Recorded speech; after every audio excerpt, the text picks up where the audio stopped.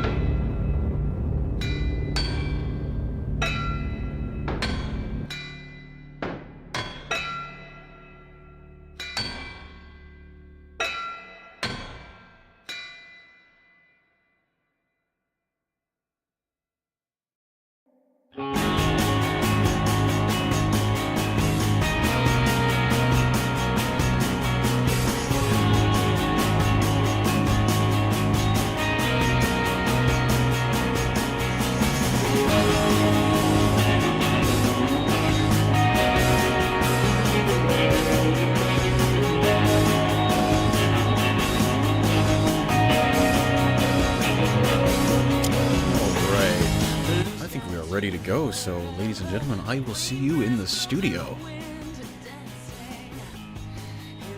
And hello there, Purple. So you guys are very active in the chat, so with that, see y'all in the studio.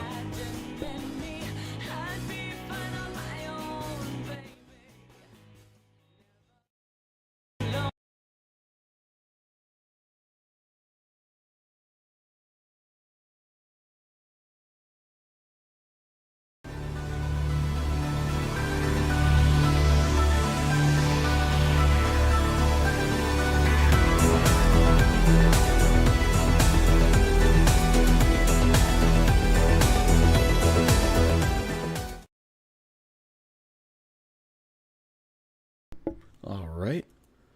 Let me undeafen myself on Discord. Sparky, can you hear me? I can hear you. Nice. Can you hear me? Yes, I can. Well, welcome everyone to another Software stream for the monthly Wheel of Despair. I forgot to change that title. Give me one sec. That is not meant to be Easter egg extravaganza. That should be picking up the scraps. Give me 1 second, ladies and gentlemen. I'm totally a professional here. I totally don't make mistakes like this. They told me I'd be working with a professional. Get my agent on the phone. Oh, boy.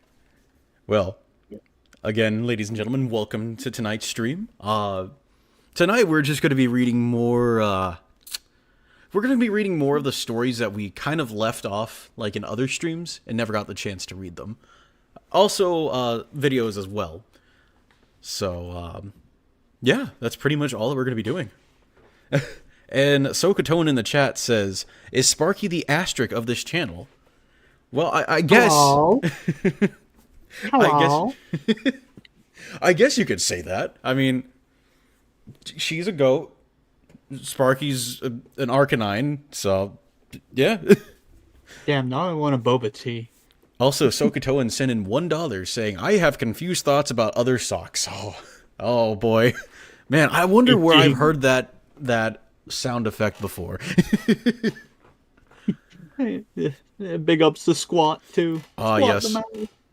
Well, Squat's got to represent. Though, thankfully, I have not seen Squat around my apartment in a while, so that's good. Yeah, didn't he move to someone else in the Discord? They saw a mouse in there. Yes, actually. I think Mima said she had like a mouse in her apartment, or not apartment, but like wherever she's at. Actually, I saw one in my garden the other day, so he might be at my house. Oh boy, that's got to be fun. All right, give me 1 second, folks. I'm just gonna put on some music in the background. Oh no, I live in the countryside. He's right at home. So Purple is asking in the chat about how this all works out. So it's not really like, oh, we're looking at locale stuff. We're just looking at like some of the weird stuff that we find on the internet. And primarily this whole stream idea started out as a Halloween idea, actually, where we would read horrible creepypastas or fan fiction. But now it's just become a monthly thing where we actually, read horrible stories and watch horrible videos. So I guess you could add a little bit of locale stuff in there. So yeah, we will have more members from the stream. SD's just running a little late this. Yep. SD said he'll be on in an hour, so yeah. But with that, I guess we should like begin tonight's stream. So Goody. Yeah. Sparky, what story do you think we're gonna be reading tonight? Because we have a whole list. I found some as well to put in.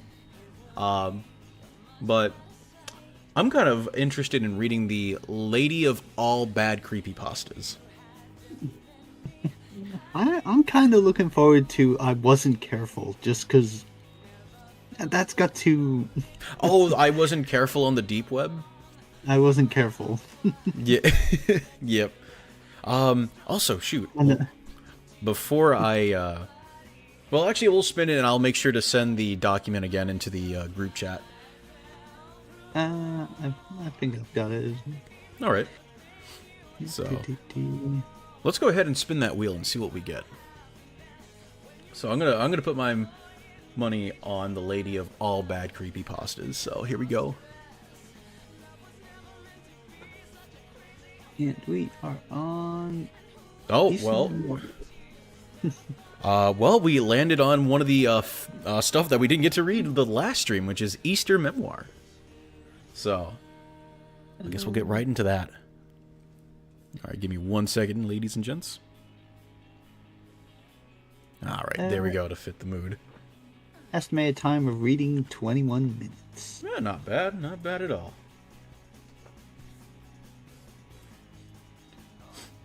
And it's also the first on the list, which is kind of funny. Okay. All right, ladies and gents. Easter Memoir by Paige Turner. All right, I'm gonna change the song a bit. There I get that. Paige Turner. That's I didn't think about it that way. Holy crap. Yeah, that's a good name for it all, for Paige Turner. Easter is always the first Sunday following the full moon after the spring equinox. Sounds a little weird, doesn't it? The holiday's origin varies depending on your chosen religion. But that's not important for what I'm here to talk about. Instead, I'm going to tell you something that used to be common knowledge, but was scrubbed from history due to global mass murders and suicide. Gonna turn the that'll music do up a that. bit. Yeah, that tends to happen when that happens. Alright, that's good volume. Long ago, Easter was celebrated on the full moon. It's the only day Easter memoir. A memoria. I think it's memoir, right? I might be Memoria. Memoria. Okay, well. I don't know why I keep saying memoir. But Easter memoria can be performed. Yes, memoria. As in Latin for memory. It's always you to remember everything. It allows you to remember everything. I don't know why I always get allows and always mixed up. But it allows you to remember everything, including past lives. Until sunrise. When the night ends, so does the spell. You might remember flashes or a name, but most is forgotten. The concept sounds great at first, but it's extremely dangerous. It's not like watching a movie. These memories are as real as what you did yesterday. When we die, our souls either hang around as a ghost or pass on. Explaining every aspect or both possibilities would fill a book. So we're going to ignore the complexities of ghost life completely. Passing on also has quite a list of subcategories. Baba Booey. Oh, we just got a donation. Sokotoan says, I would join you guys, but sadly I have to work. Also great news, I figured out how to Twitch stream on Xbox, so I will be doing that often. I did one recently and it went well. Also, Jeff the Killer as Big Boss is still fun. Lamau. Also, if you want to know the complexities of Ghost, just watch the film Casper. It explains it. Just don't go to Casper, Wyoming. That's the big thing. But Ooh. to answer you, Sokotoan, it's all good. I understand, you know. But that's also great that you started Twitch streaming on your Xbox, man. That's what's up. Yeah, someone's got to fill the shoes of two now that Two Matt's gone. Oh my. There's plenty of real estate there now that Two Matt's gone. Oh my god. Subscribe to Two Matt. My gosh. All right. Passing on also has quite a list of subcategories. But our focus is on when a soul enters a new vessel. There's a lot of fear and misconception about being reincarnated as something terrible. But don't worry. People are people, just like dogs are dogs. And that doesn't even matter. It doesn't... What?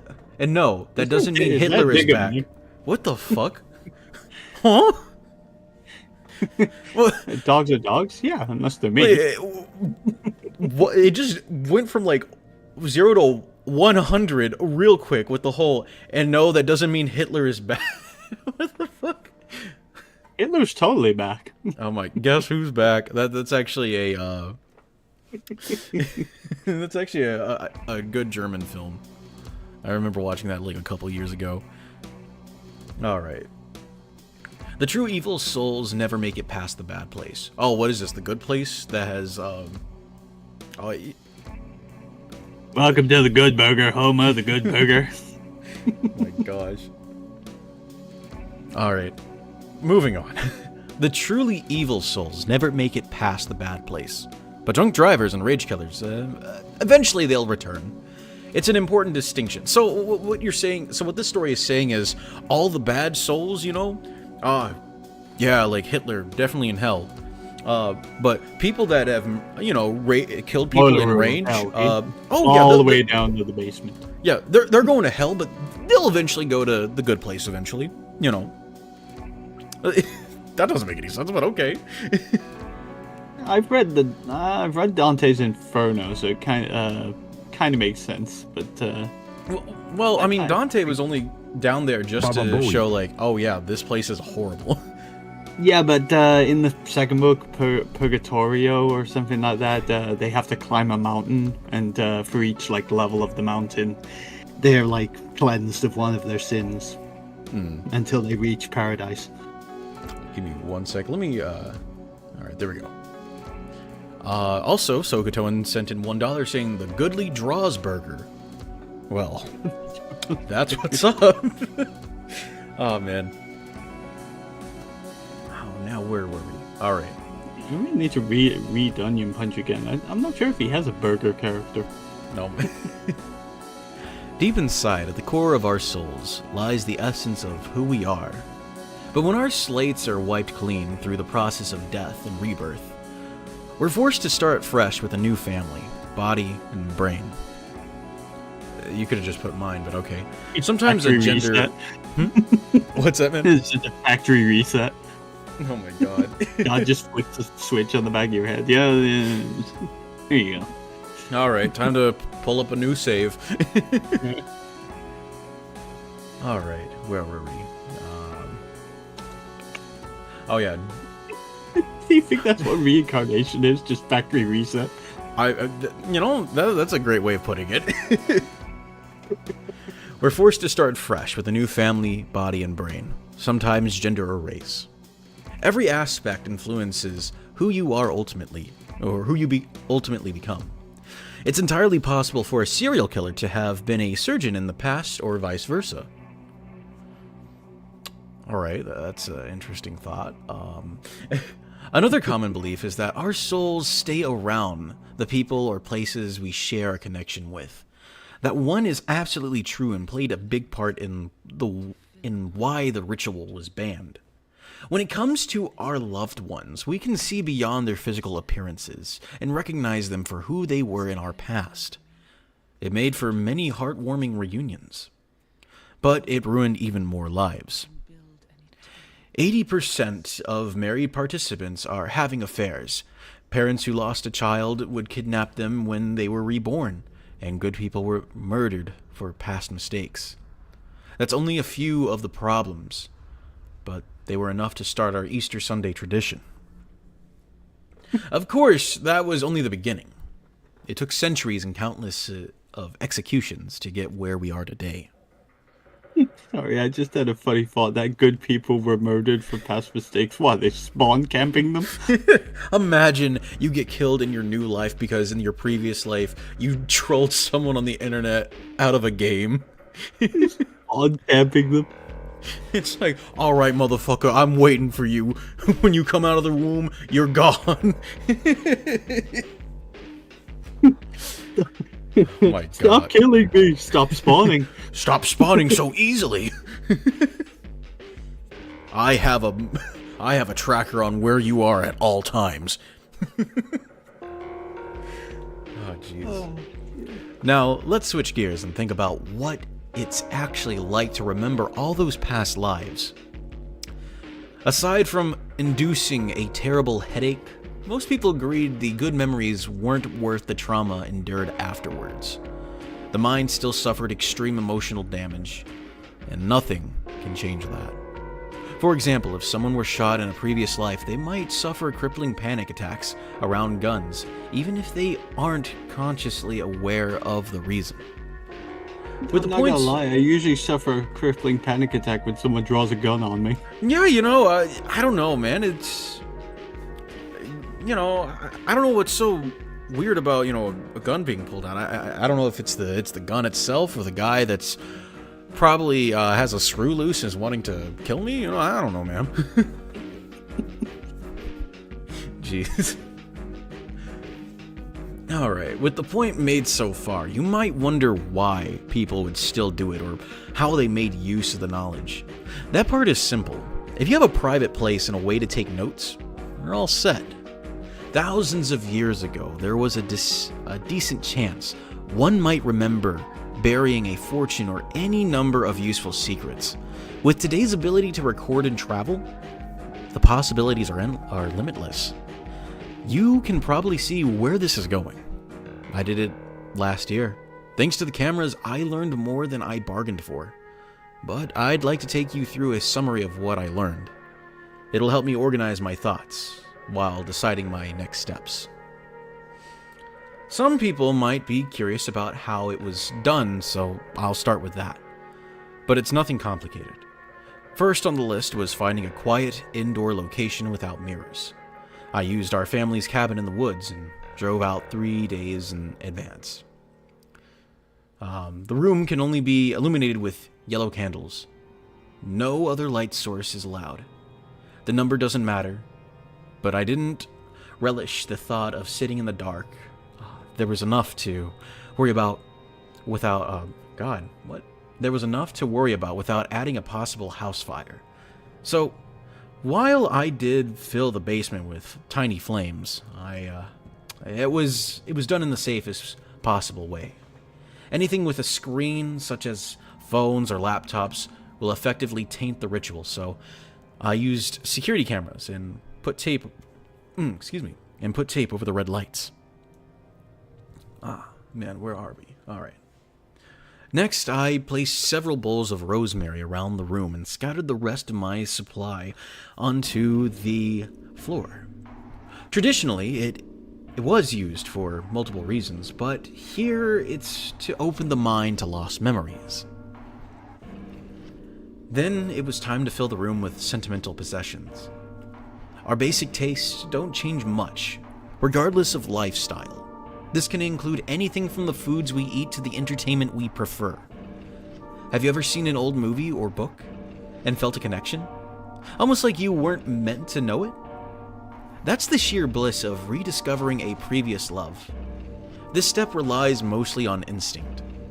But it's easier after the first year since you'll know what to bring for future rituals. A few examples of my items include a copy of Homer's Odyssey, pictures of loved ones, and a poster of Van Gogh's Starry Night. Nerd! The final step is a bit of a doozy. Peyote. Oh, peyote. Oh no. Well, I know where this is going, so how to do this ritual, boys and girls, is not the practice of physically doing, writing stuff down in ancient dead languages. No, it's the drug use. It's the hallucinogenic drugs. It's the quenchiest. Purple Peak says, getting goosebumps or chills. Your voice is so smooth. Well, I appreciate that. Yeah, that's why he has me on, just to balance it out. My horrific accent. My gosh. Oh man. So peyote, it's the same thing. I just see the chat saying, I fucking love hallucinogens. I'm not hallucinating. What are the three of you now? Man, I'm not hallucinating any spiders coming out of my fucking TV. What the fuck are you talking about? But peyote is a cactus with a fascinating history. But due to possible mind-altering side effects, I'm not comfortable detailing step-by-step instructions for this part. If you want to know more, it's very easy to Google.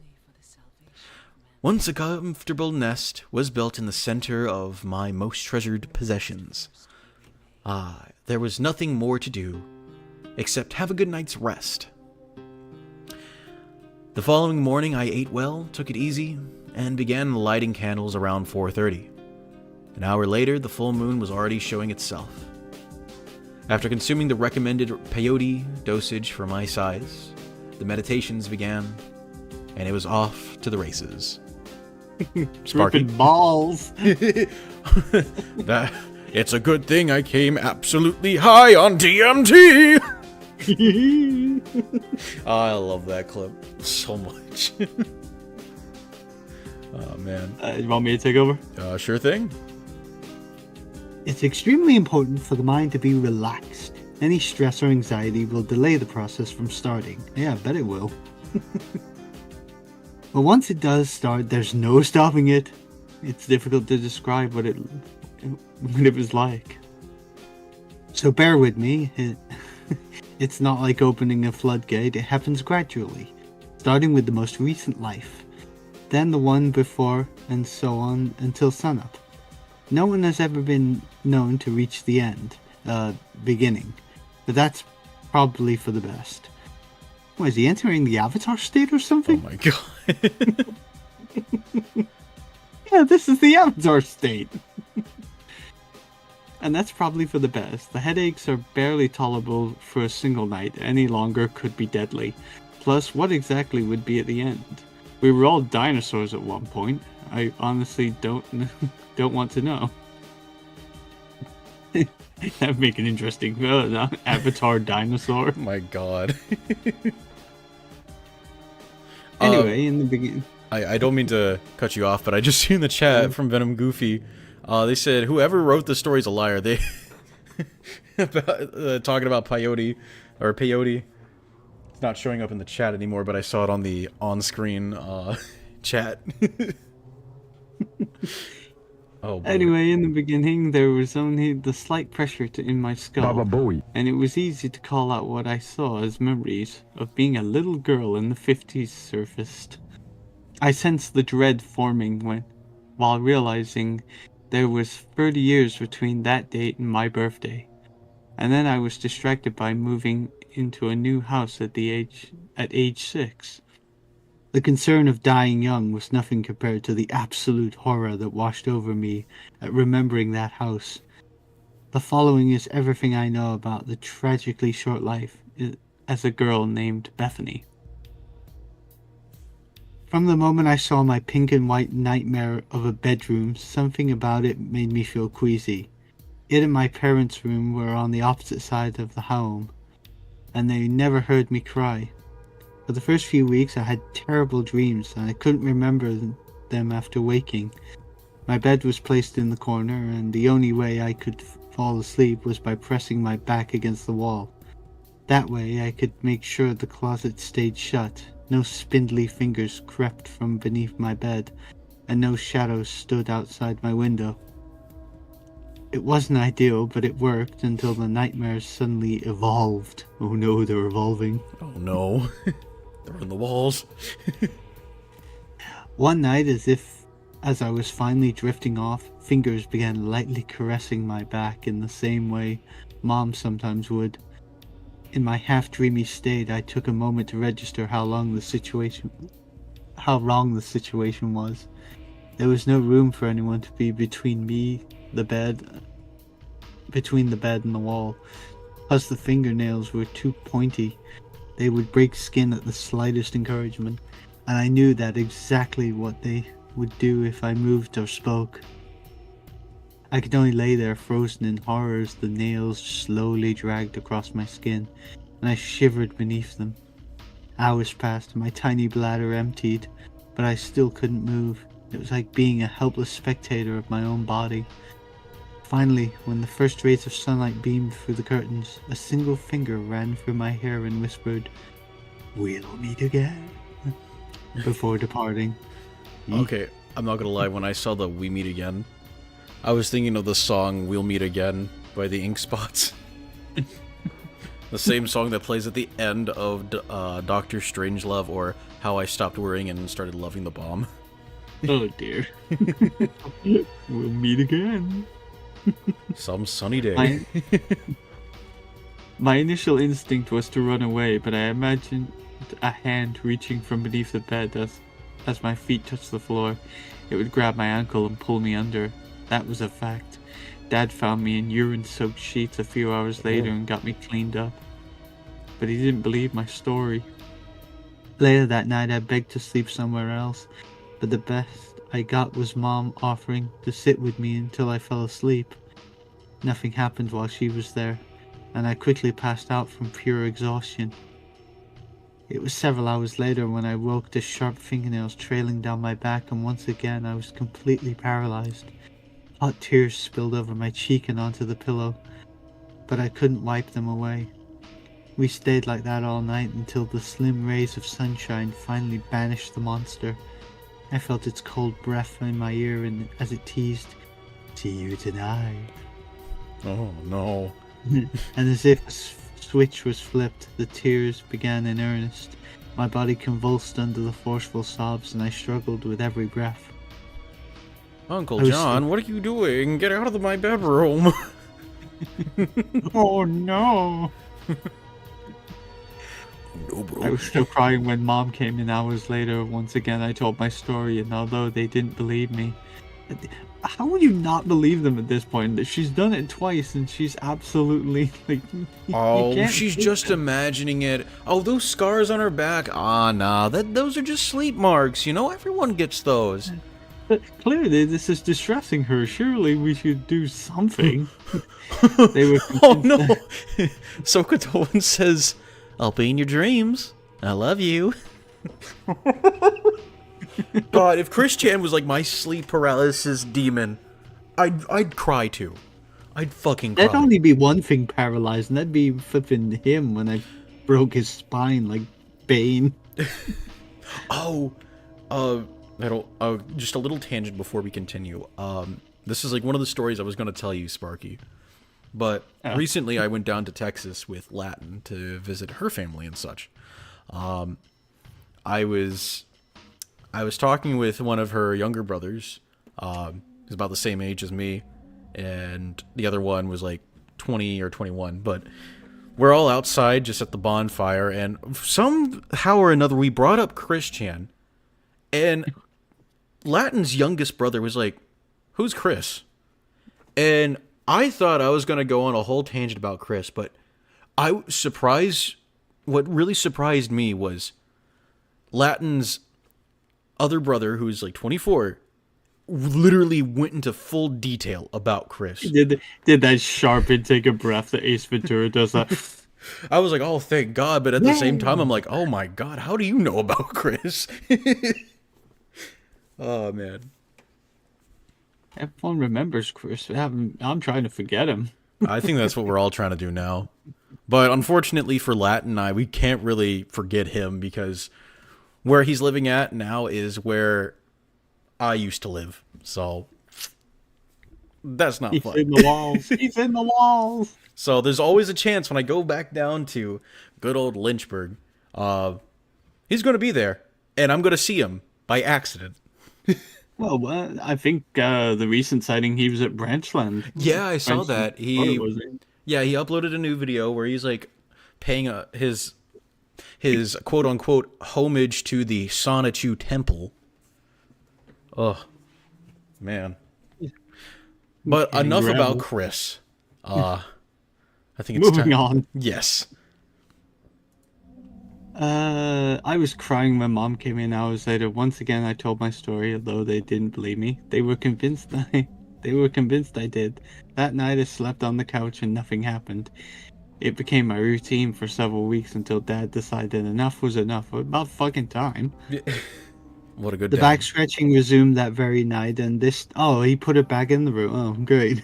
Jeez Louise. Resumed that very night, and this time it was accompanied by the stench of spoiled meat. Ugh. When the glorious dawn finally came. Excuse me, what does this have to do with the whole, like, start of the story? Like, Yeah. you could have started off at this. I'm very confused as well. Like, the start of the story told us, oh, well, you know, Easter memoir. I think that's meant to be memoir, but yeah, this is supposed to allow us to see our past lives or whatnot. And now we're on a whole thing about like, oh yeah, a boogie monster in my closet scratched my back, and I go, wah. I was thinking, have I turned on to another, like, creepypasta or something? I was like, wait, what? Yeah, it's so weird. What the fuck?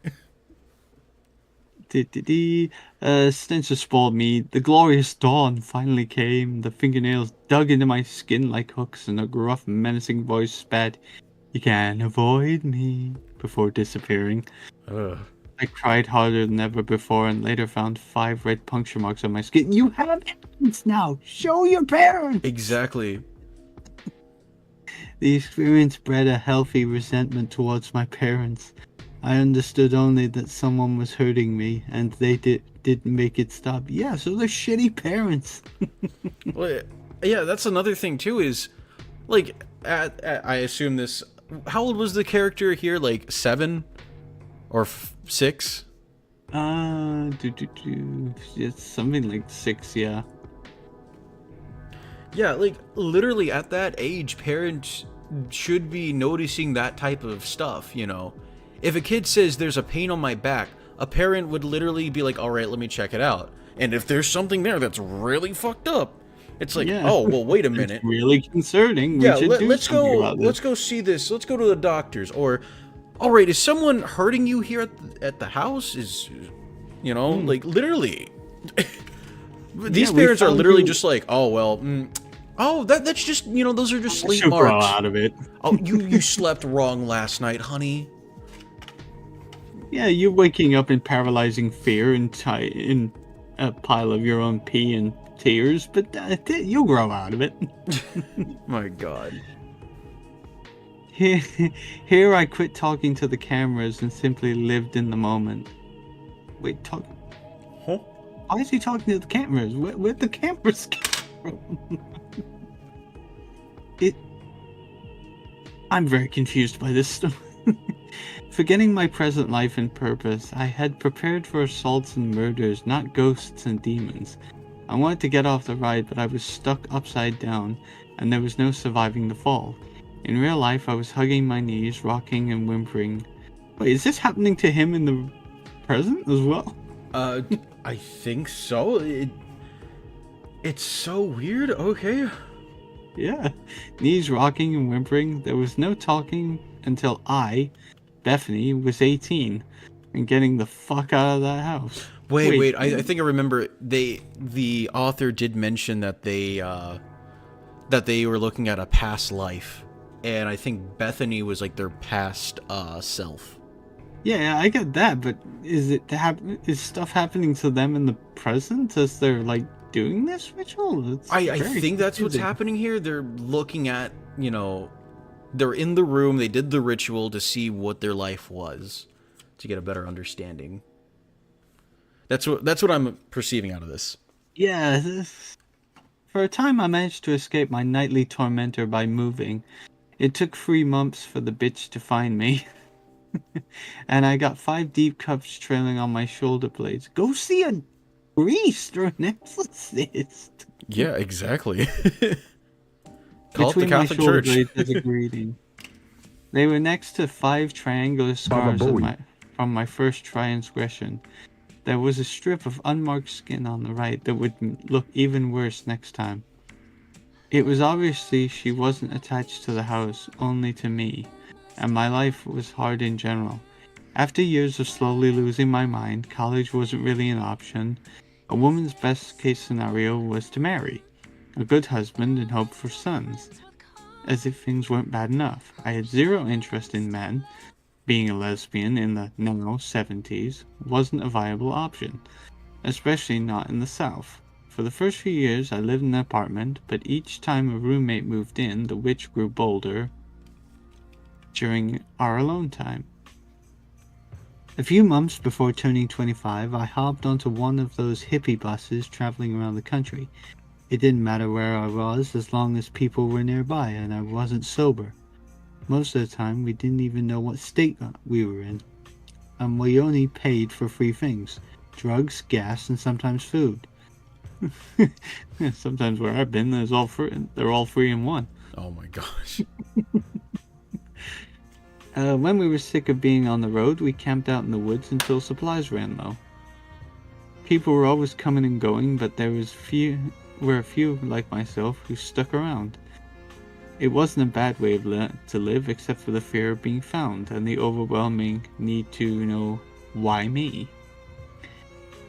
After 2 years on the road, I hardly thought of the witch anymore. Drugs worked miracles in that regard. Staying in one location longer than 2 weeks made me nervous, and those times were exceedingly rare. The day she found me, my guard was completely down.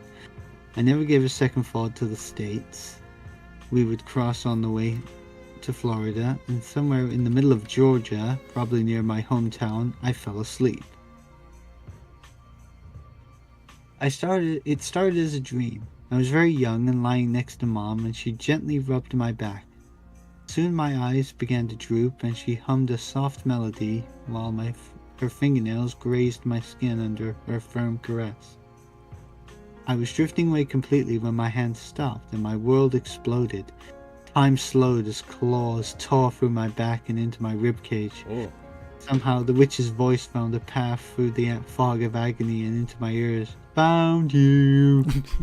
I like to imagine, like, the voice that you're doing, Sparky, almost sounds like Mr. Popo from Yeah. Team 4-Star. Found Bye. you. Hi.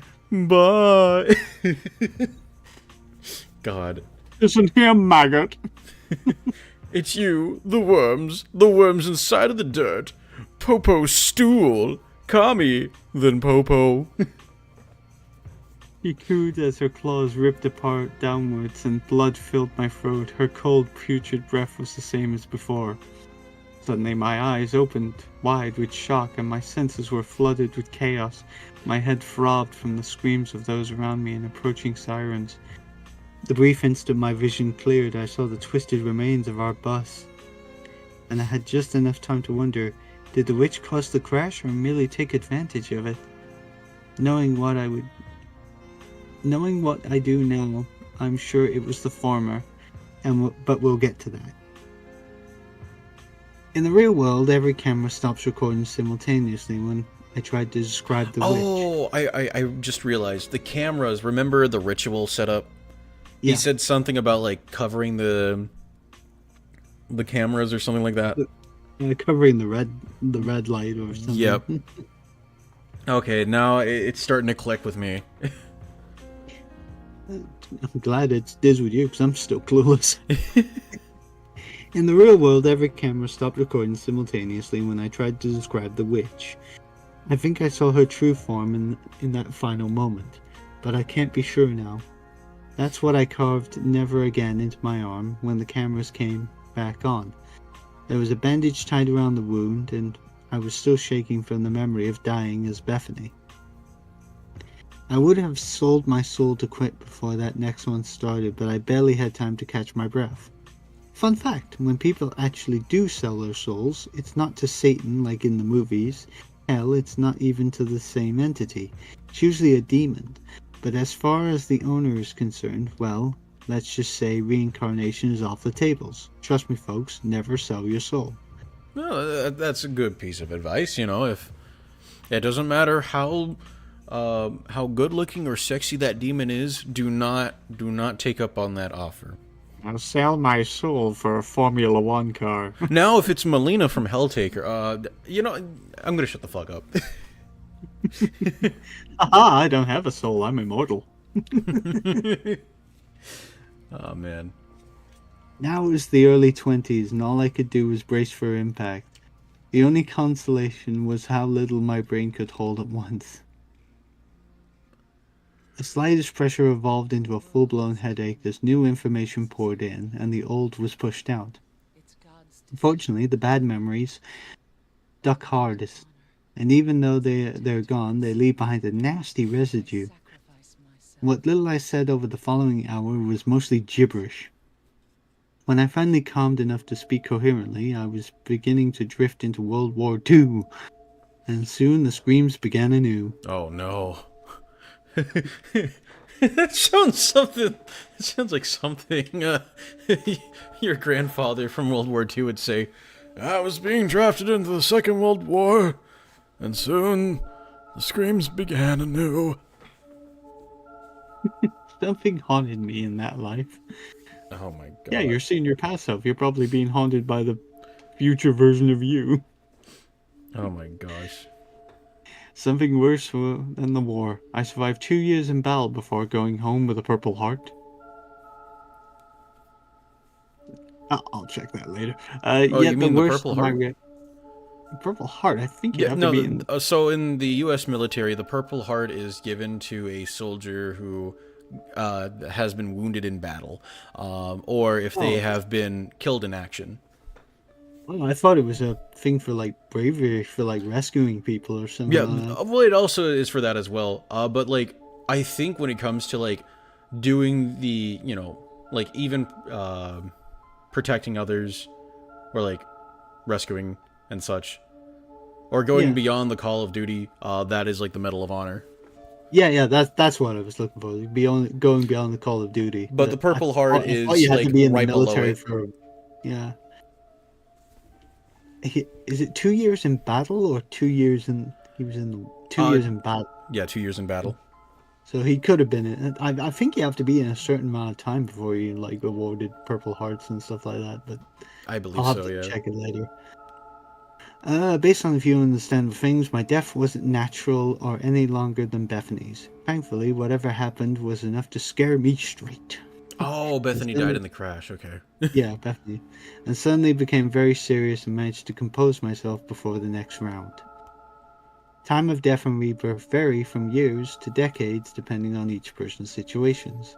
It's impossible to know when someone will be reincarnated. That being said, imagine dying in World War II, then being reborn as a small girl. Yeah, or you get reborn as like some hippie in the 70s. Yeah, Just a drastic change from like World War II to being a hippie in your next life. yeah, it's like opposite ends of the seesaw. Like Yeah, that's same time frame as two before. It's even more concerning when you take my current age of 28 into consideration. so they're in the 1880s now. Okay. My childhood as Charles began well enough. My parents were farmers. We lived in a grand antebellum. Antebellum. home. So that's Antebellum. so antebellum is that is basically the South before the Civil War. Oh, And we all know what the South was like before the Civil War ended. I'll take your word for it. Yeah, I mean, because if you look at the word Being a silly anti, Euro fag I am. I was the youngest of five. My siblings weren't cruel. Well, they weren't your siblings then. And they were several years older and held no interest in me. Much of my time was spent at the creek behind our house. It was only 10 minutes walk through the forest, and I enjoyed skipping rocks across its surface. At age 8, I would build a dam from one when another boy leapt from the woods on the opposite bank. I was so excited to meet someone my own age. I answered all of his questions and asked a slew of my own. His name was Daniel, and he lived on the other side of the forest. We played together until dusk and agreed to meet again the next day. For the next 2 weeks, I woke early, hurried to do my chores, and rushed to the creek. Then came the 4th of July. God bless the United States. USA. Every year, the town holds through a huge celebration. 4th of July, and they go hand in hand. Each event was taken very seriously in the days, but there were literally nothing else to do. The idea of someone might wish to stay home was practically unthinkable. Yet that's what Danny claimed, stating his family didn't like the loud noises or crowds. Well, he's not American. Very undemocratic. I was disappointed, but my parents were suspicious. It's like Hank Hill's family, like... That boy ain't right. He's being antisocial. Something's wrong with him. Their family being antisocial, that's not very American. It wasn't just frowned upon, it was downright sinister. They already thought it was odd that someone moved into the old Carter house, the only home on the side of the creek, apparently without their knowing, but shrugged it off as consequence of a secluded farm life. I'm tempted to do the rest of this in Hank Hill there. When the celebration began, I joined the other kids and we played until the adults gossiped. It was surprising to learn that no one other child knew Danny, but I wasn't concerned until the next day. Back at the creek, we were only there for a few minutes when my two brothers appeared. Judging by their facial expressions, they were there for something I would find extremely unpleasant. Sure enough, Eric, the oldest, said that they were tasked with inviting Daniel and his parents to supper. Oh, okay. My brothers were almost triple our size and not easy to handle until provoked. I counted each smartass remark Danny threw in with groveling apologies and promised to invite his parents myself. When they ignored Daniel's remark, a temporary relief washed over me. If nothing else, I wouldn't be forced to watch them kill my only friend. What the fuck? Hold up. They were only sent to invite him to dinner. They're not gonna kill him. But they still continued across the creek. Danny ran ahead, disappearing into the dense forest, leaving me awkwardly following my siblings. I'll be right back. I'm gonna grab a drink really quickly. No worries, okay. We walked for almost 45 minutes before finally coming to the old Carter house. It needed a fresh paint job, but structurally it wasn't that bad. There was no sign of my friend, and I stood far back as Eric knocked on the front door. When no one answered, he walked around back. A few minutes later, the door opened, and John, who was still on the stoop, walked inside. My heart raced as I imagined the various ways they were sabotaging my only friendship. It's hard to say how much time actually passed before Eric called for me for a second-story window. It felt like hours. The moment I crossed the threshold, two things happened. First, I realized the house was empty. No one lived here for years. Second, John grabbed my wrist and pulled me to the ground. Once pinned, Eric began the interrogation. Why wouldn't you admit he was imaginary before we came all this way? You saw him! What the fuck? He ran ahead. Before we came all the way up here, they demanded. I was naive enough to think we had the wrong house, and there was no other in the area. The only logical conclusion... Yeah, would they be confused? Yeah, couldn't they see the confusion in his eyes? Like, yeah, that's what he told me. Yeah, that is really confusing. Like, what? Was Daniel lied to me, but why? Then I realized why my brothers didn't ignore him at the creek. They genuinely hadn't seen him.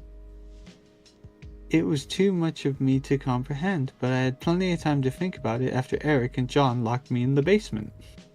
Assholes. Damn. They said if I tried hard enough, I could find my way out. I couldn't believe they were really abandoning me. When their laughter faded into the distance and silence was absolute. See, I don't know. They must be. So, that what he said before about them not being evil. Yeah, they're solely going to lock you in a house and leave you. Jeez.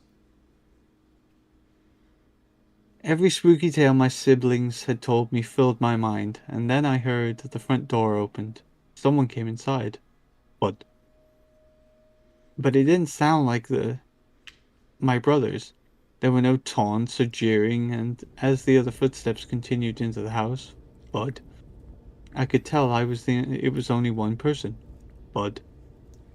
One person who was moving extremely slowly. Bud. And had loud, heavy footsteps. Gee. Bud. The thud is like really unnecessary, but okay. That's what it reads. Bud. I know, but that's what I'm saying is like for them to put like that into the story is like really unnecessary. Then I heard thud. Thud. When they were directly above me, the dust showered over my face. Bud. As I struggled not to cough, wiping the grit from my eyes, I moved beneath the staircase and positioned myself behind a few boxes there. Bud. I sat desperately to control my breathing as each thudding step reverberated through my body. Bud. And finally they came to a stop at the basement door. Thud. Jeez. As the doorknob turned, I clasped my hands over my mouth to stifle a scream, but my whimpering was surely heard. The door creaked on rusty hinges, and it lasted for so long I wanted to leap from my hiding place and finish it myself. Had I had presence of mind to remember what the orgasm... What an orgasm was. What was that? Sparky, say that again? That's what I said. I was. My Had friend I said present- organism, but it's not. It's orgasm. What the fuck? I'm seeing it now. Holy shit! Had I the presence of mind to remember what an orgasm was? Took me by surprise as well. I was like, wait, that's not organism. Jeez. I would have recognized the euphoric sensation I felt. It. Okay, that's Saw the thing in the really... doorway and you jizz. Oh my god, my past life. Oh! I apologize to people at home that just heard me go do that noise. He was. Oh god, okay. He was so scared he was aroused. What the hell? Oh my god. I would have recognized you. I just saw Rob's chat. He says, I legit joined at the wrong time. Orgasm, what the fuck? Rob, welcome to the stream, buddy. Yeah. I would have recognized the euphoric sensation I felt. What a beautiful sound of brass meeting wall announced the end of that damn creaking. Oh my god. Do you want to take back over? Sure. Give me a sec. Oh, excuse me.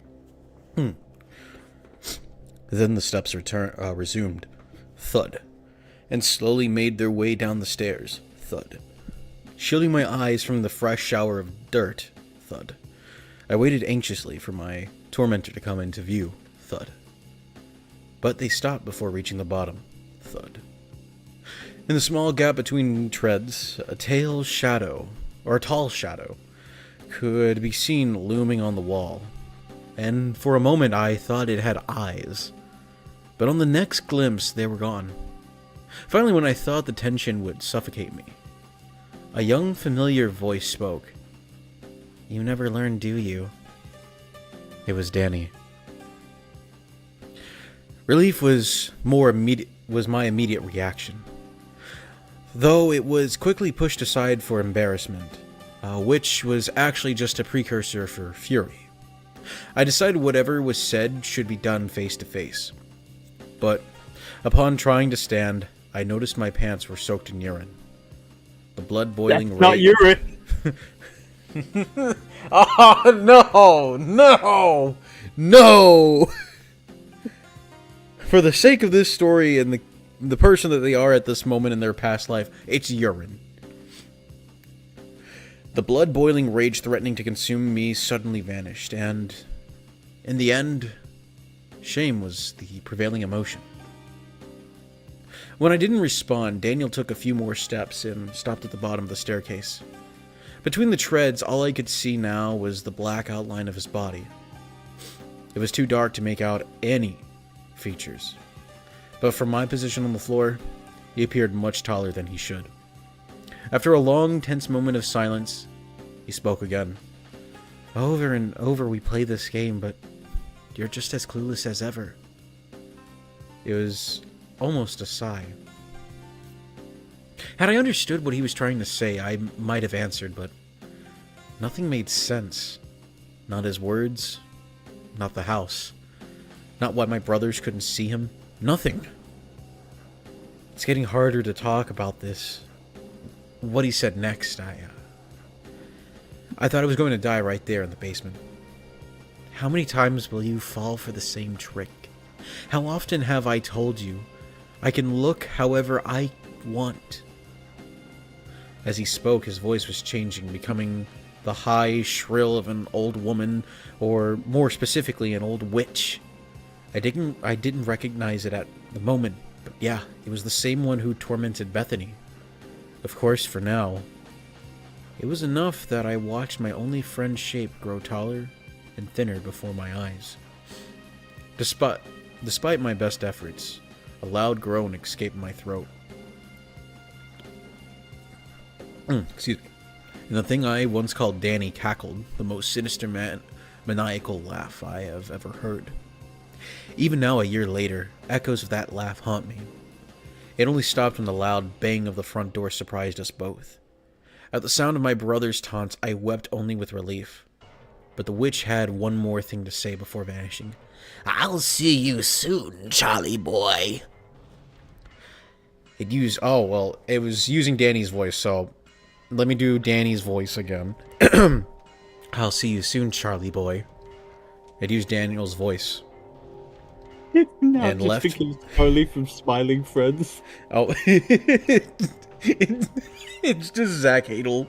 Yeah. I just pissed my pants. This is not fun. Wow, Charlie, that was a great adventure. Pim, I just literally pissed my pants. Oh man, it used Daniel's voice and left behind a horrid stench of rotten meat. Seconds later, Eric burst through the door. Apparently, it had never been locked. I could have left right behind them, but You fucking idiot. Lamau, dumbass. Okay, I could have left right behind them had I bothered to check. Mom sent him to fetch me when they returned alone. In exchange for not telling her they left me behind, he agreed to help me hide the shame of my wet trousers. My entire world changed that day.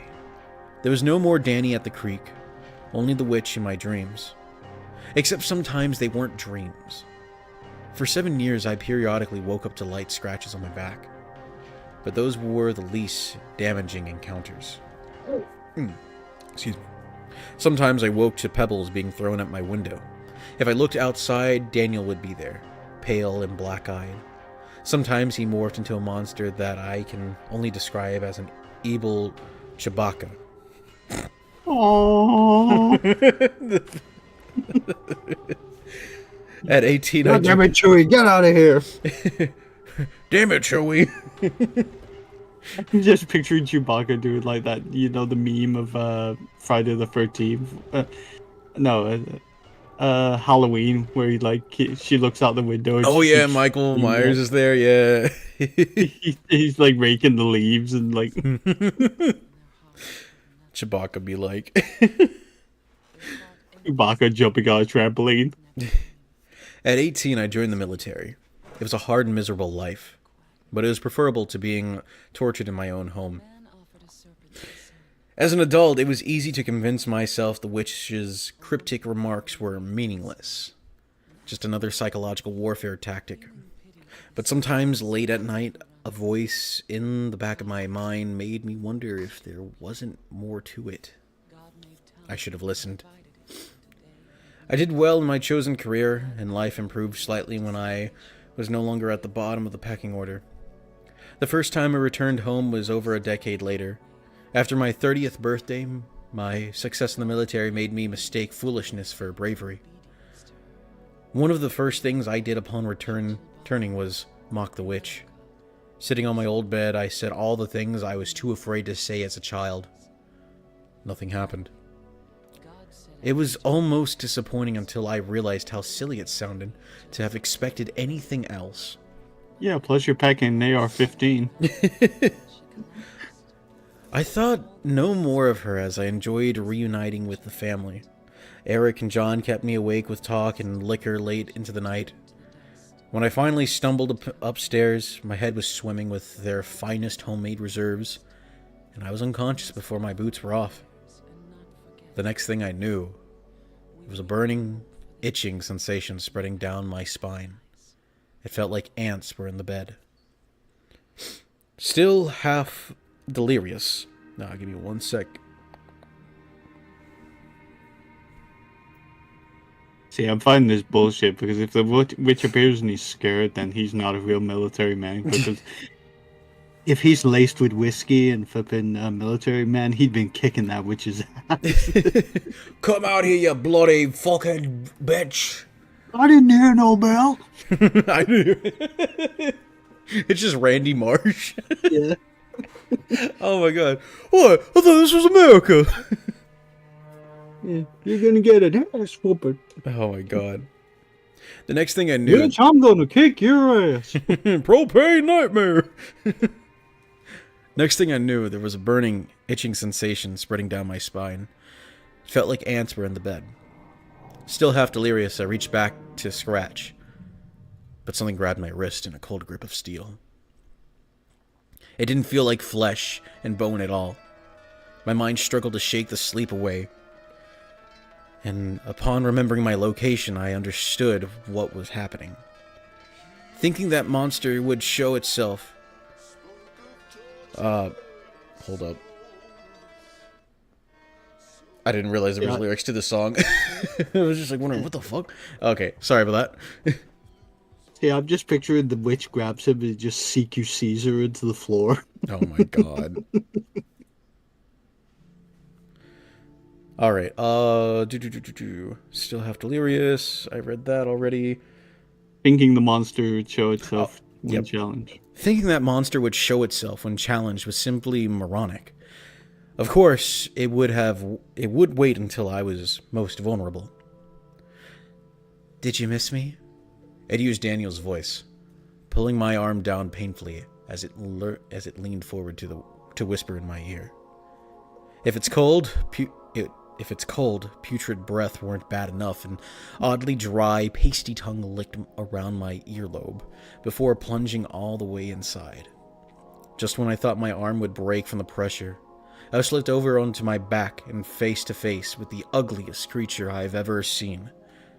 It was humanoid, but with dark green skin that was covered in sores and boils. Though it appeared frail in size, it had me pinned as effectively as if I were strapped to the mattress. Do you remember me yet? It smiled wide, and its black tongue slowly ran across 2 rows of sharp yellow teeth as drool dripped onto my chest. Every drop burned into my skin like acid. I opened my mouth to scream, but no sound came out. You better hurry. We're almost out of time. And then you'll have to start all over again in the next life. It threw its head back and laughed that insane maniacal laugh. I didn't have to wonder about the last remark for too long. I saw thick clouds of smoke floating by the window. In the same instant I smelled it. Our house was on fire, and my whole family was asleep on the upper floors. Excuse me. I poured my entire being into trying to scream. I didn't care about myself. I only needed to wake the others. But it was no use. Thankfully, I can't physically remember the details of burning alive in that moment. But I'll never enjoy a bonfire again. Last time I went near one, I collapsed the moment I smelled the smoke. There's actually a lot of things I can't enjoy anymore. But for now, let's get this last part over with. Recounting these experiences has been less therapeutic than hoped. But they're helping me organize my thoughts, so I'm trying to see this through. The splitting pain in my head was now a full-blown migraine. Trying to sit up was impossible. My skull was filled with cement. I genuinely wondered if I would die. I know at least 2 more lives played out while I was half comatose. The details are lost. There were no doubt strikingly similar to the others. The important thing is that I was able to save what is likely the most vital piece of information for my entire existence. When I finally had enough control to talk to the camera again, I wasn't sure of the date, but it was still the 19th century. This time I was a woman named Penelope, and yet again my romantic preference skewed towards women. It was dangerous in the 70s, but downright deadly in that era. Though I was never brave enough to pursue my true interest, I couldn't force myself to be with a man, either. Unfortunately, being single wasn't much safer. It was practically scandalous by age 20. I made it to 25 before my father arranged a marriage, and I ran away 3 weeks before the ceremony. There was no chance of escape in my hometown. It was small, and everyone knew me. My chance came when we journeyed to the city. On the first day, I feigned weariness from travel and stayed at the inn while my family enjoyed the shops. When they had enough time to be well away, I walked out with nothing but a bag of meager supplies. No one even noticed.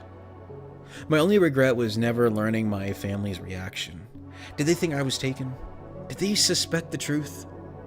I have no idea. Getting through the streets was easier than my best expectation. Once I pinned my hair and put a hood cloaked. When the city sounds were nothing but fading noise, I felt happiness for the first time in decades.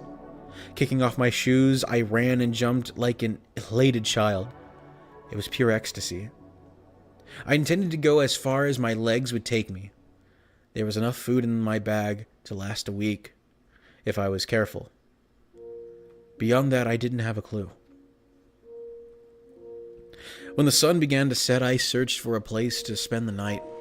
Wandering along a high cliff face, I stumbled onto a small recess, barely big enough to crawl through. I thought it was a crevice, but was shocked to find it open into a large cavern. The sparse light remaining was dedicated to starting a cozy fire in my new home. It was easy once I'd gathered the wood and lit a few torches. With the cave illuminated, I could see another opening in the back wall. It was a tunnel, almost 4 feet wide and high enough to stand. I walked for roughly a mile and was almost ready to turn back when the passage suddenly veered left. I was only planning to look around the curve, but it was impossible to stop once I saw what they lay ahead. The tunnel continued for another 30 to 40 yards before opening into a second cavern. It was too dark to see well, but something in there was emanating a soft, purple glow. I had to know what. This, my friends, is a tragically perfect example of curiosity killed the cat. Deeper and deeper I traversed into the lion's den. Because why not? And I was very familiar with monsters. There are people, humans like you and me. They live in my home and in yours. They live next door and in the streets. But there were no people in my heavenly cave. Now let me tell you what it was. It was a train! Oh, that's the big light at the end of the tunnel. Uh-oh. With the torchlight, I could see the walls were covered in some kind of fleshy pink membrane. The strange light was coming from dozens of colored eggs. They stood on intricately designed pedestals and cast their strange glow on the boulders surrounding their nest. I thought it was the most marvelous sight in the world. How they came to be never crossed my mind. I leaned in closely with the torch, only wanting to see them better. But the very second the light fell on them, they erupted into flames. Once the first ones were burning, the rest soon followed, and the entire cavern became bright as day. In the same instant, the things I mistook for boulders formed grotesque faces with bulbous black eyes and curved needle teeth. Now that I could see clearly, I noticed thousands of thin tendrils all over the cave floor, connecting the creatures and eggs. Their deep, guttural moans made my bones shake. The only thing I wanted to do was crawl out of that cave and get married in 3 weeks. Covering my ears, I hastily backed away from the hungry flames. But I collided with something. Cold, hard arms lifted me high into the air, and no amount of kicking or pleading was going to save me. During the walk, my captor showed me things. It wanted me to understand what was done and what price I would pay. I was helpless as visions of our planet's darkest secrets raced through my mind. Long before the first white man came to America, the entity was worshipped as a god. When other nations tried to settle their land, his followers rapidly dwindled until none remained. Though the creature killed many of these invaders, they refused to submit. Instead, they chose to flee or return with an angry mob. Over the centuries, circumstances only worsened until those caves and eggs were all that remained. Did we change creepypasta again? Like, it seems to have completely changed subject again. We've gone into, like, Eldritch, like, Pennywise. Well, I think this is now. supposed to describe the witch. Yeah. That's what I'm assuming. The eggs weren't conceived in the traditional sense, but born of a tormented souls. When enough malice and hatred are collected into one being, it's morphed into a horrible abomination. Those eggs were like the little incubators. They grew until the transformation was complete. Then a new nightmare was unleashed into our unsuspecting world. Monsters that, today, people call cryptids. But it takes centuries for those eggs to hatch. And I had destroyed 42 in seconds. I'm being primed for one of those eggs. My soul is marked. Each time it finds me, it thinks of new creative games, and each time it kills me, it takes a piece of my soul for the incubator. I don't know why it hasn't come for me yet, but I've never known about Easter Memoir before meeting him, like I have this time. Or, wait, maybe that's what it wants me to think. Maybe it's already in my life. What if I'm being raised around people with this knowledge? What if I'm being raised around people with this knowledge was part of its master plan? I need to get the fuck out of Georgia now. Wait, we were in Georgia?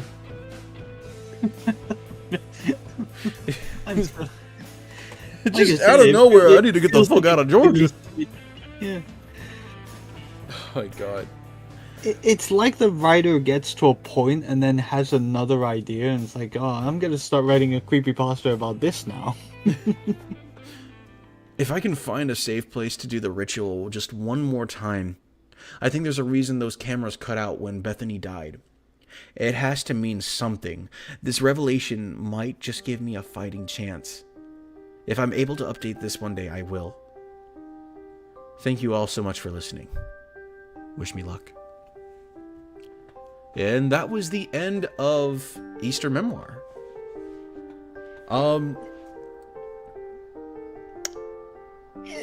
It's not a bad story. I mean, it's engaging, but like I said, it's like it gets to a point where the writers gets bored of the bit they're talking about, and then goes like, "Ooh, I watched it recently. I'll include it into my story." Well, I do have to say, I feel like the ending was kind of how would you say it? Rushed. Like the whole part of the eldritch horror being, Yeah. Because they were building up to something, and then they just ended with, "Oh yeah, I understand my past life, and I'm gonna try and stop it. Okay, bye." They could have done more with it, dragged it on a bit, Yeah, we were talking about a witch, and then Cthulhu appeared. Yeah. I would love to know more about what this being is. I mean, we get it, it's a god of some sort, but go into more detail. I feel like that would have been more, more impactful for this story, but yeah. The Creepypasta site gives this story a 8.89 stars out of 10. I'm gonna give my final review. I'm gonna give it a 7. Around about the same, 6, 7. Yeah. Like I said, it was engaging in parts. It just needs a few rewrites and more world building added to it.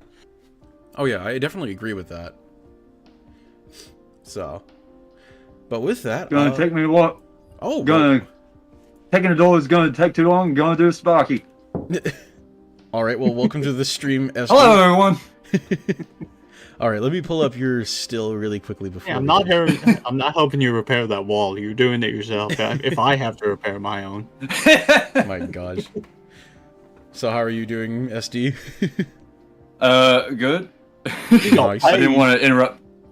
I didn't want to interrupt your reading of the story just then. Oh no, you're good. It was very confusing. It's like it sidetracked into another story 3 times. It was. Yeah, I mean, at first it was confusing, but I understood why they were going into different stories and such. It was just to more or less build up that whole thing of past lives, but they're still connected to that weird eldritch witch being. Yeah. So, but needs more world building. Yeah, if they could flesh it out a little bit more, add a little bit more to the story, I think I would bump it up to an 8. Mm-hmm. But it was pretty good. All right, well, I guess it's time for us to watch a video or whatnot. So, before we spin, what you guys are betting on to watch? It's the one I submitted, Top Housewife, because it had me foaming at the mouth. Oh boy, I'm wanting to look at Top Housewife. Robotnik buys Broadway. Oh, shoot, where is that? Oh, Robotnik buys Boardwalk is the name. All right, well, let's give it a spin.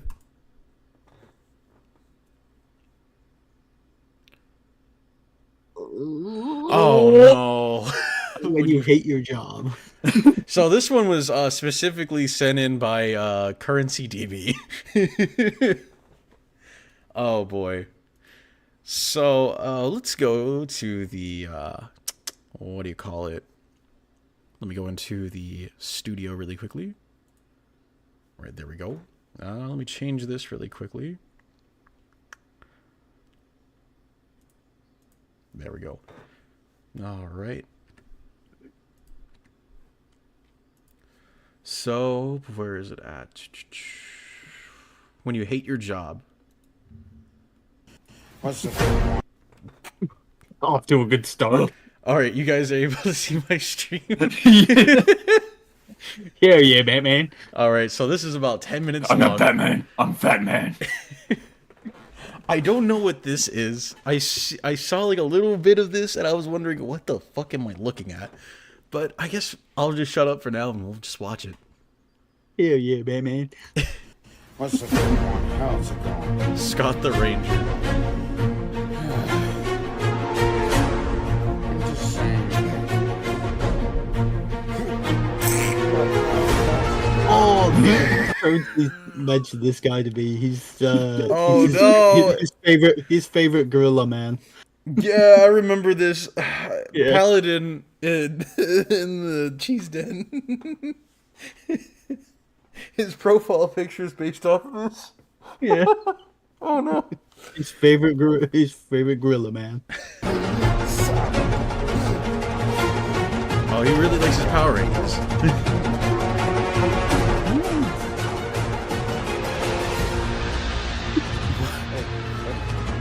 I don't like where this is going. Yeah. Show on the Muppet where it touched you. I did touch the Muppet. Batman.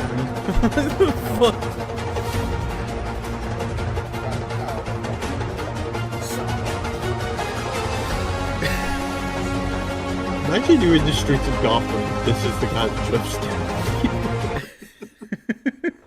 Hands! Look at the size of them! Seem to have put on a bit of weight. Eat enough bat donuts lately? Oh my god. It's me, the Jester! Hi, I'm Tay. How can I help you? I need this. Help with this. What employees do when they have a Ooh, show? hoo, hoo, hoo, hoo, hoo. I'm gonna try and help you. Not one of my coworkers can. Do that. Excuse me. Can I have some help, please? Yeah, do that. I'm not gonna lie, from the side profile, he looks like an older version of Cobes. Oh my Yeah. god. Oh my god. No. I he keeps doing that. Oh my god, it does. It's like in Beavis and Butthead Do America when Beavis and Butthead run into their dads and they're just like older Yeah. clones of them. Oh my god, I remember that.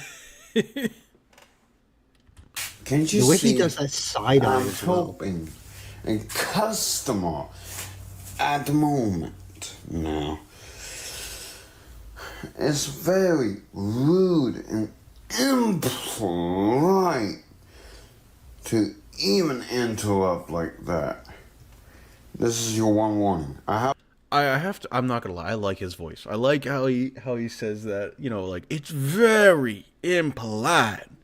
You know, he's got a little bit of that southern draw to it. Yeah. Like he's about to do a wrestling promo. I wouldn't be surprised if he did like a wrestling promo. have a short the cream of the fuse.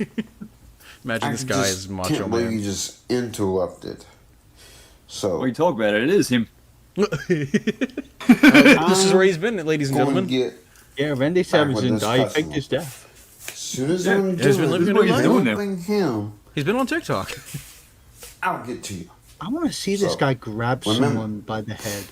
Like, just crashing Remember, with the All you see is a massive big ass hand. Have a hand very come short over to your fuse. face. Side-eye. But I Scary. need some help right now.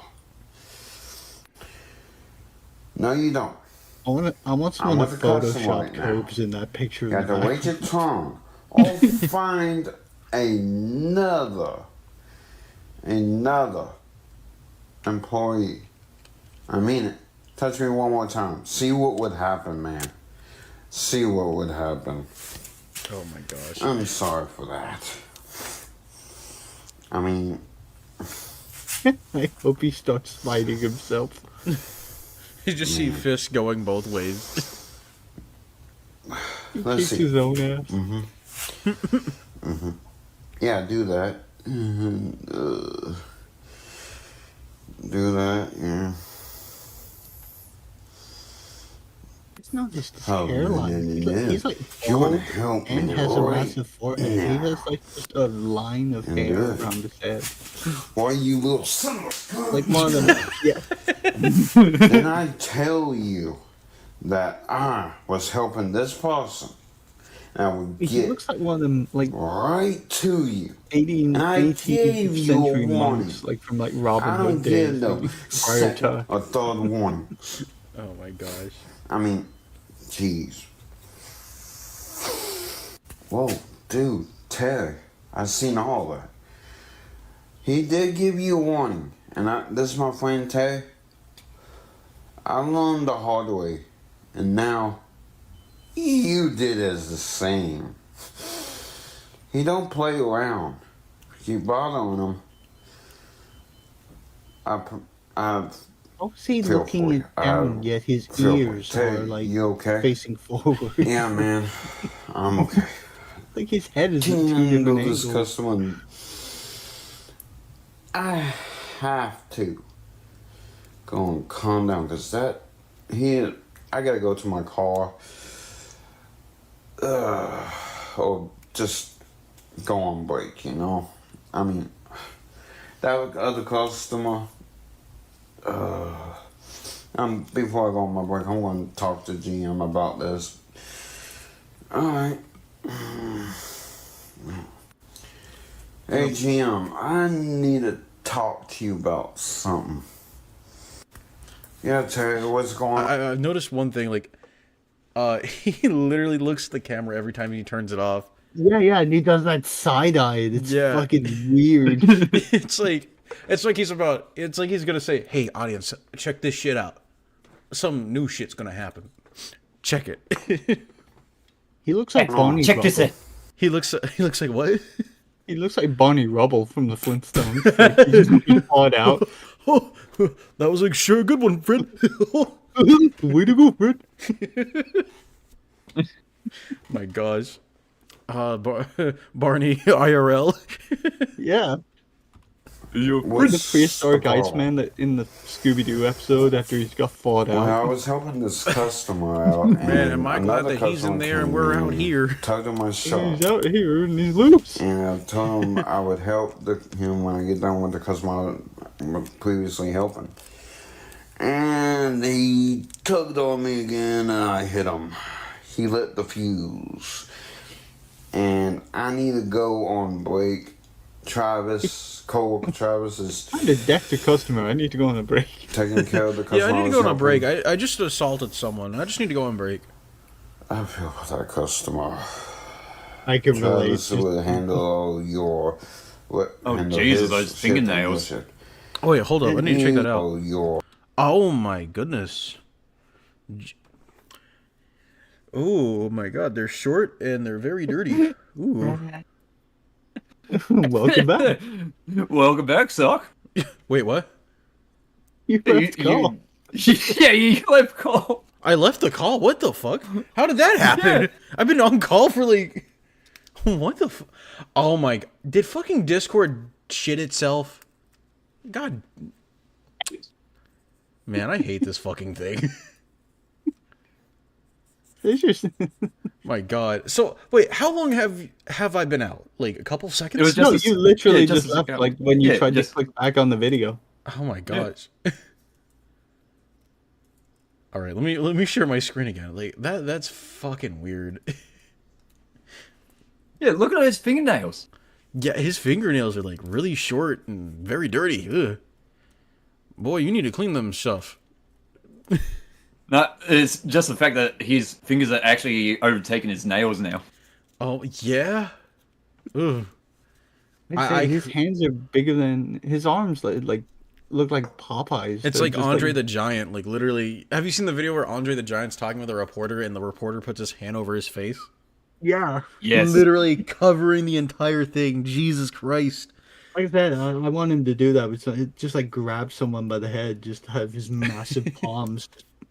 All you see is like as soon as the massive palms hit you, it's like you died. You know when Shrek grabs Fiona when she's trying to pull the arrow out of his butt. Yeah, I remember. Oh my gosh. Well, let's continue with this. Arrow in your butt. What handle his shift and your shift. You can go home. Clock out. I'll handle that customer. Cause he done messed up with me, cause you're my brother. DB in the chat says 8-man. Yes, it is. Don't That's Terry, your favorite I'll 8-man. It's the one that you handle it. I'll recommended, handle it, DB. Terry. I kid you Thanks, not, this guy literally looks like an older I know, version of keep Copes. going. He is actually missing teeth also. Oh my god. Yeah, I noticed that. Depends on how long I take to calm down. He looks like he Can you greets give people with a me a headbutt. few days, or how many days you can give me? He seems like a nice guy though. Take your Look at time. this. Just let me know when you calm down, because I don't want you to go off on the long customer. So take your time, please. Just calm yourself down. The Thanks, side well, eye. When he gives you the side eye. Scaring me. Hey, Yo, this is Travis, a bad Set boy. the customer to get a hit. Yep. That'll be him. Terry did warn him, but that I customer. like to think he does that side eye even when he's just having normal conversations with people. He It's doesn't not- even have a camera on him. has He just a does that screw side loose up eye. here or He's something. like, Well, he don't understand to wait, you know. Yeah, I know. I mean, is he down that way? True Sigma Because- male right here, yeah. boys. Yeah, he's down that way. Sigma male, the missing link, more like. Thanks. You know, No, Sparky, no. you're welcome. And you're Yes, taking he's the Ted's missing link to between apes and humans. his shifts. My God. Give him as long as time is needed, you know. Excuse me, did you get hit by Prehistoric man. one of my the employees? first. Yeah, he just hauled off and hit me. I don't know what's going on with the dude. I just needed some help, and he just hauled off and hit me. For no apparent Big old reason. breaths. Unfortunately for you, I looked at this. Is this what it's like kill for you, counts, Sparky, at work? Talked with Oh yeah, both I'm employees. forever rubbing my temples like, They oh, match up with the motherfucker, what do you do cameras. now? So I didn't do nothing. Yeah, that's the problem. You didn't do anything. All stores. I own all stores. I don't You even didn't work use your here! brain. GM, general You didn't manager. use your brain. You So- didn't. Blah, blah. Well, fine. I don't want to walk here anywhere. Oh, it was another coworker he punched. What's going on? I hope y'all like that. I got that off of Fake It Blind. looks like he's got a. When one lightning of our bolt scar on pods, his they forehead. slap- He's slap the boy who customer. lived. Harry I hope y'all Potter. like it. And Macho Man Harry Potter. Oh my God. He has the fucking sign. Just add in like a little Harry Potter music.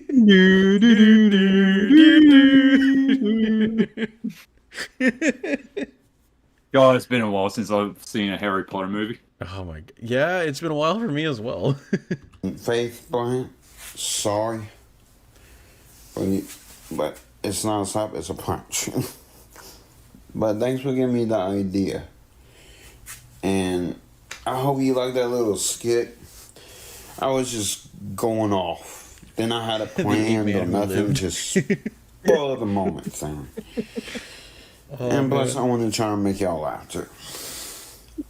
Harry Potter and the escaped Peace gorilla. out. I hope we get to see more of Ape Man. Well, that's what I'm calling him. I'm calling him Ape Man now. Ah, that was oddly wholesome. Ape Man and the Chamber of Secrets. All right, let me get back into the bonfire. No, that's not the end of the intro again. There we go. Play the intro again. No.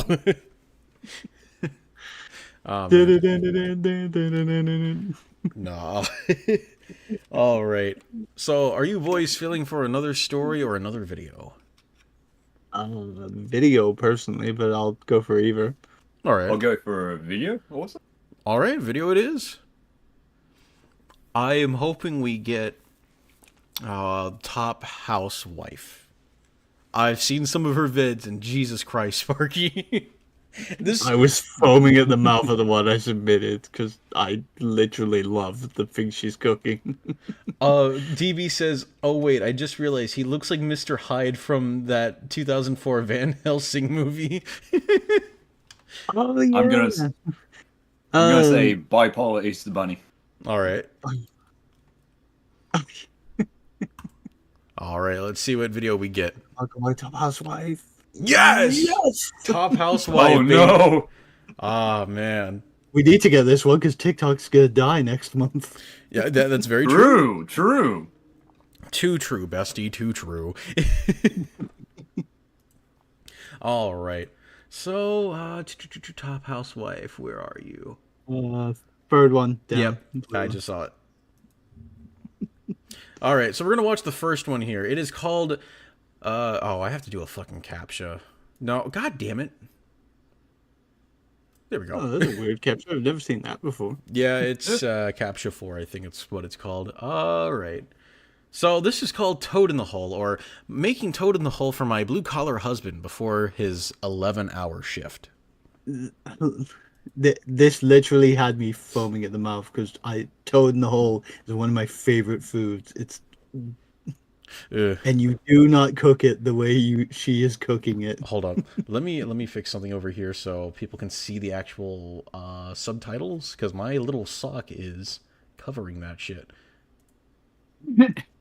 There we go. I'll just be pushed over here next to you, Sparky. Come here, you. All right, let's check this shit out.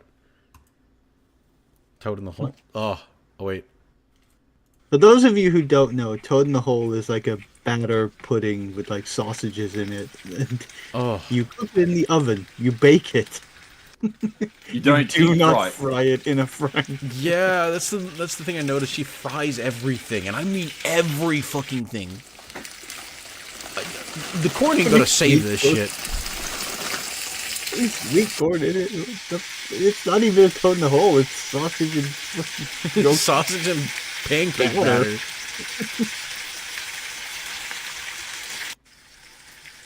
Oh, She's just trying to make bangers and mash now. fingers and mash. Is that just like No, bangers and mash. oh? Oh, get all those crispy bits too. Ugh. If you were her husband and she offered you this at the table, like how angry would you be? Like, you trying to poison me, woman? Oh my god, I don't know how I'd react. I don't want to know what the dinner table looks like. It probably looks like the dinner table from RE7. Uh-oh. Well, we Uh-oh. can't see the rest of the videos, but we can look at all these other ones. Dinner. Spaghetti and meatballs. I've seen this one. This one is a nightmare.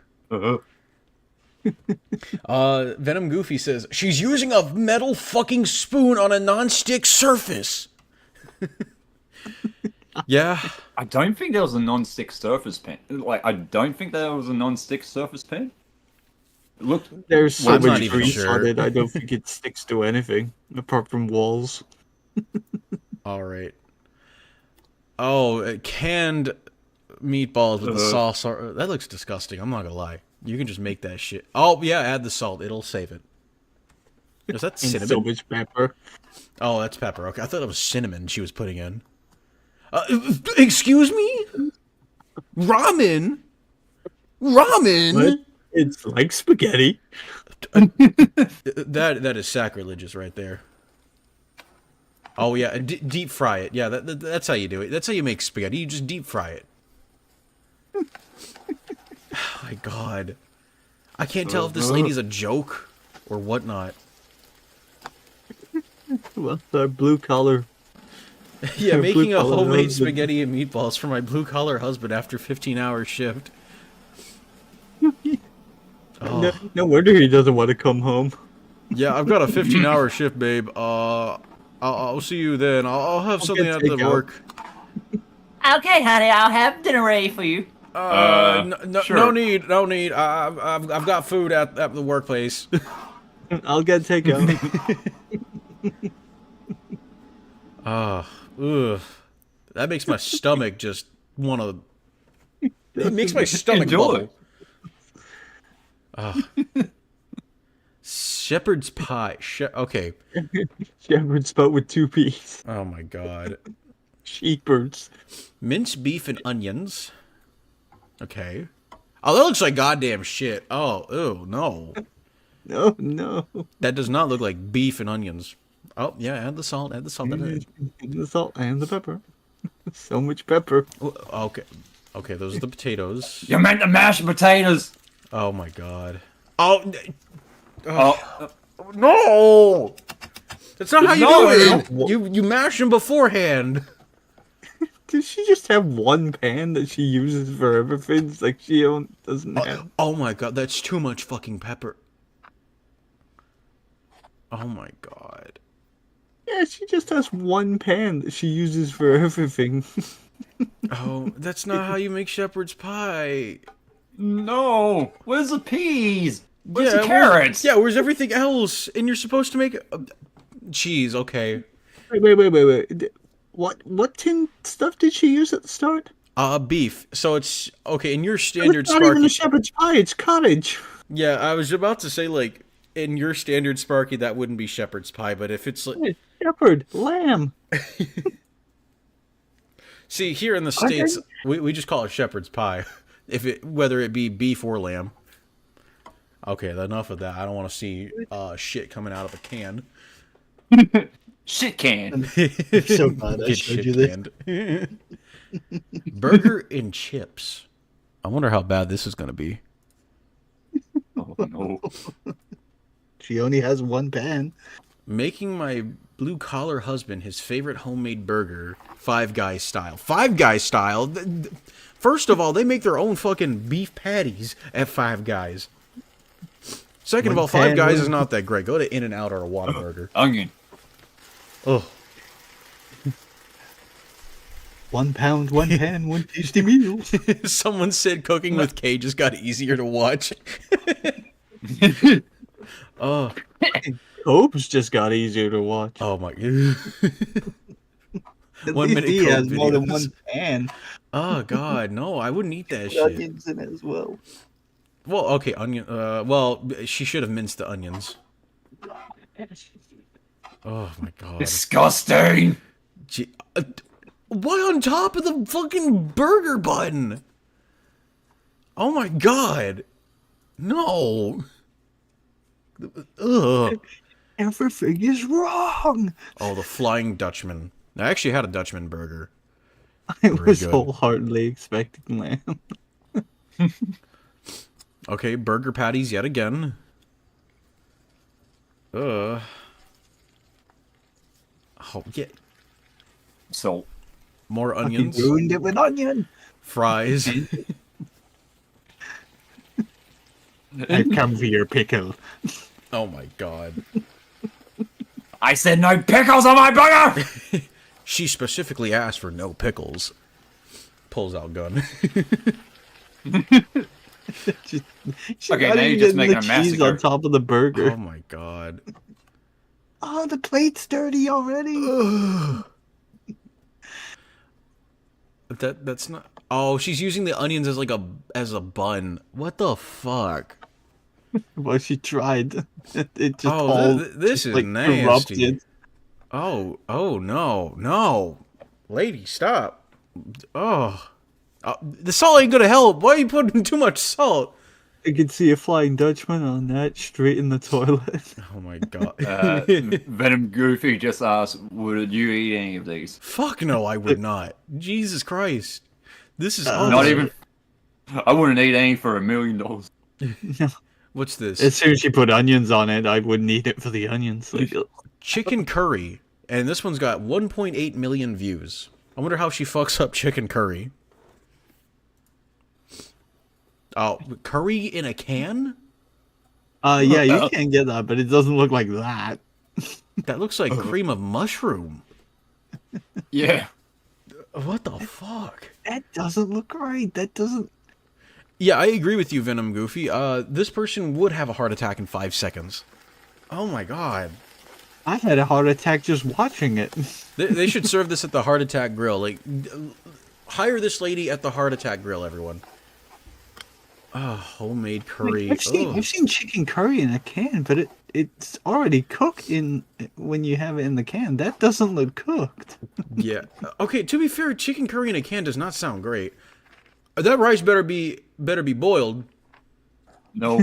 Hey, I coming think from she a just cooked package. it straight out of the can. It's raw.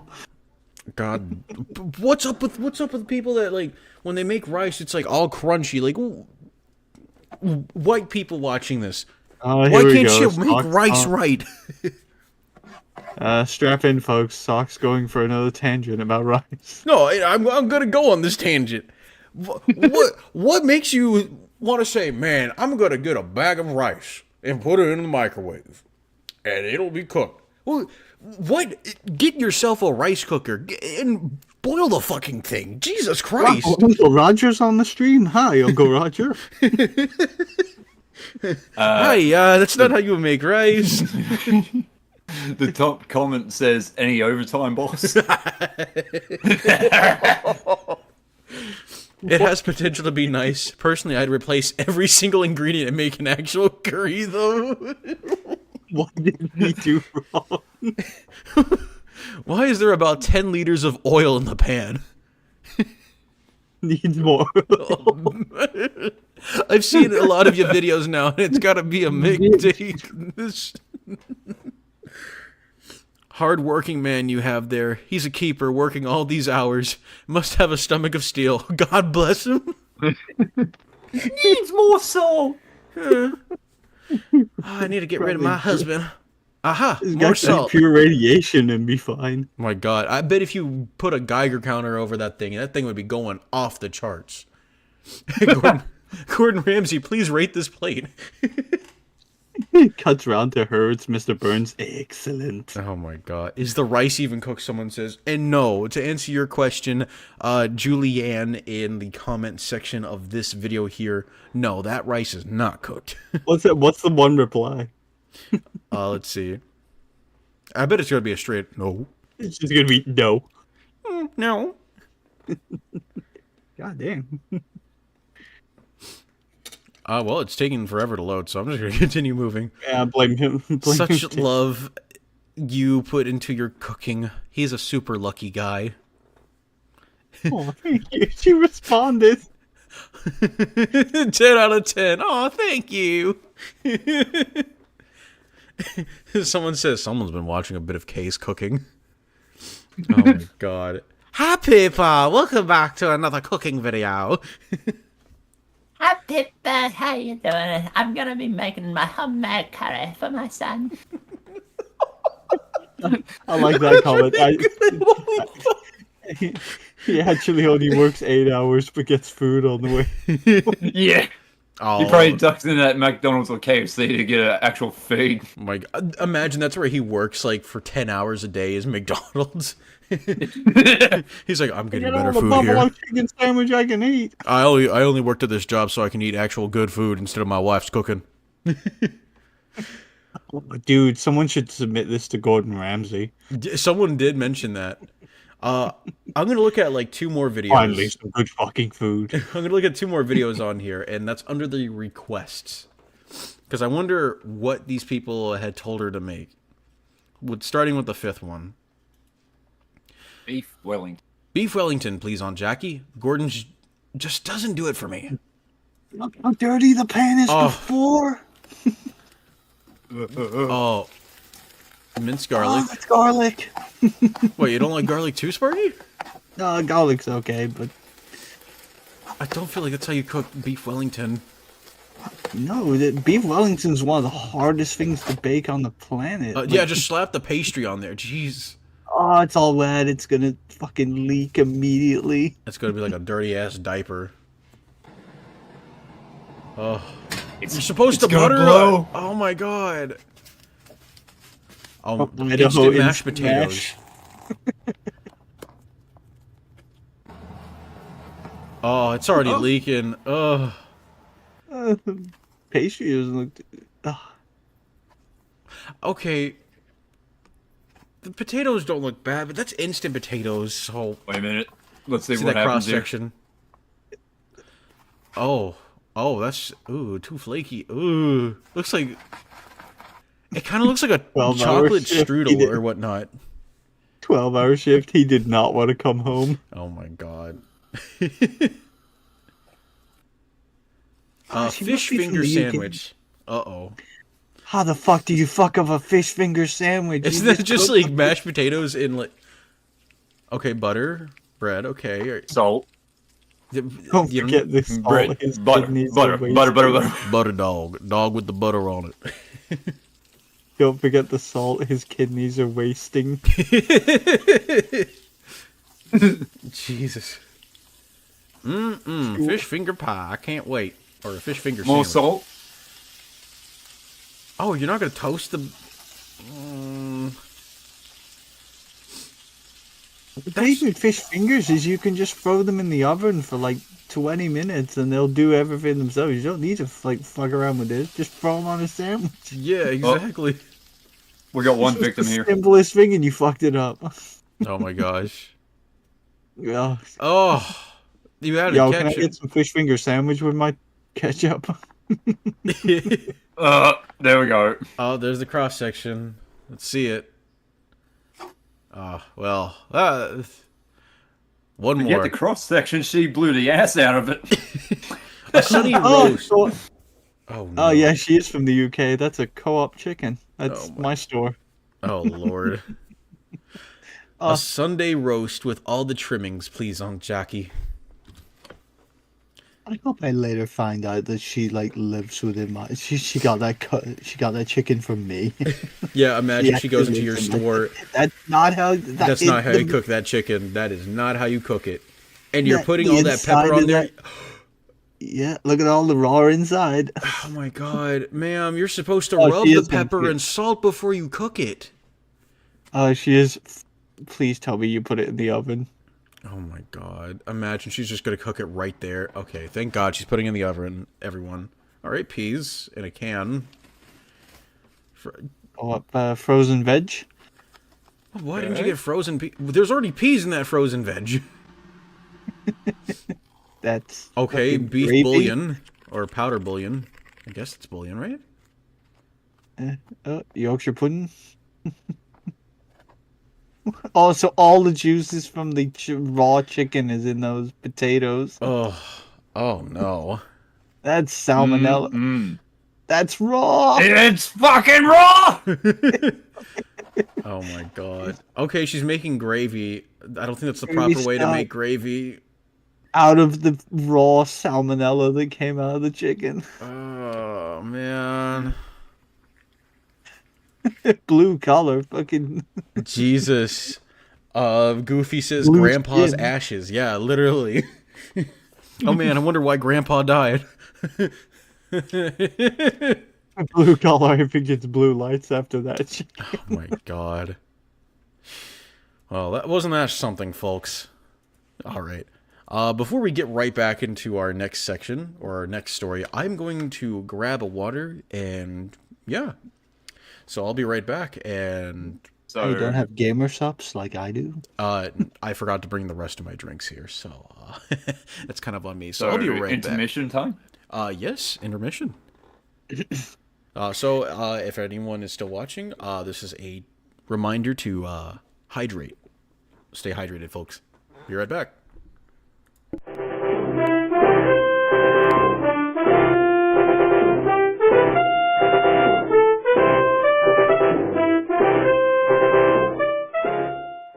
I want to count for how many times we've said balls, testicles.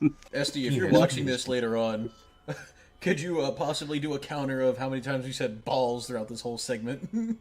My name is OP, and I have a remarkable pair of testicles. Testicles, testes, balls. Like balls. Testicles. Testicles, balls. Ball You're like balls in the Ballsy. Testicles, balls. I want it. Balls, testicles. Balls, Testicles. Balls. Testicle. ball. Testicle balls. Balls are my balls. Testicles. Hidden bitters. Balls. Balls. Testicle. Balls. Balls. Balls. Testicles. Balls. Balls. Testicles. Balls. That's what- Balls. Testicles. Testicles. Balls. Balls. Testicles. Testicular. Testicular. Testicular. Ball. Testicular. Ball. Testicular. Testicles. Right. Balls. Balls. Ball. Testicles. Testicles. Testicles. Testicles. Testicles. Testes. Testicles. Testicles. Testicles. Testicles. Testicles. Testicles. Testicular. Testicles. Testicles. Testicles. Testicles. Testicles. Testicles. Balls. Balls. Ball. Testicles. Testicles. Balls on you.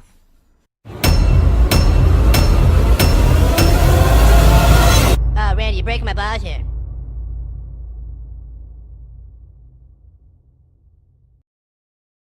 All right, I am back. Let me turn on the desktop audio.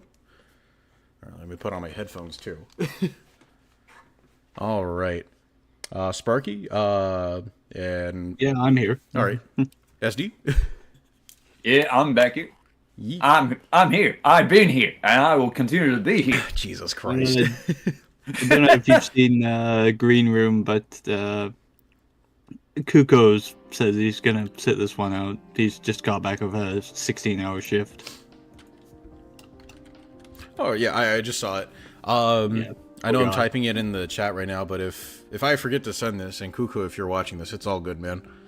So no worries. Go EP. Yeah.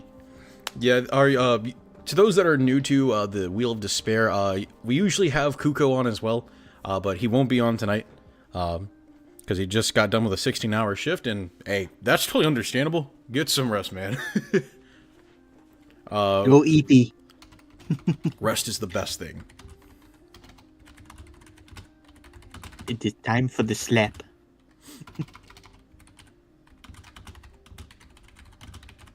All right, there we go. Do.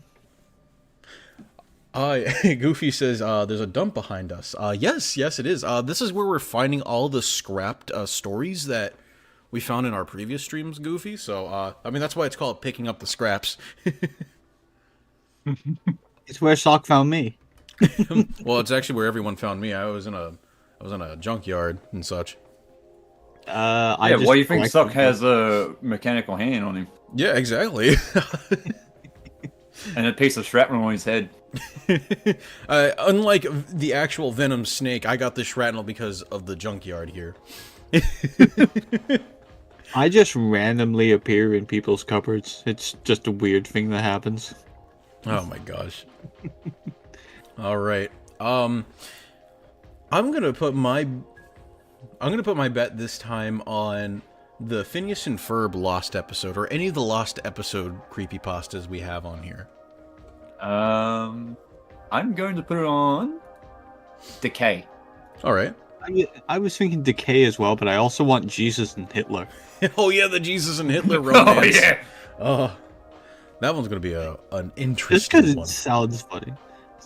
Also, in the last creepypasta, not that much mention of Easter, apart from the name. Yeah, that is very true. It was only like, oh, it happens every Easter, yada yada. So, I guess It was the only connection to Easter it had.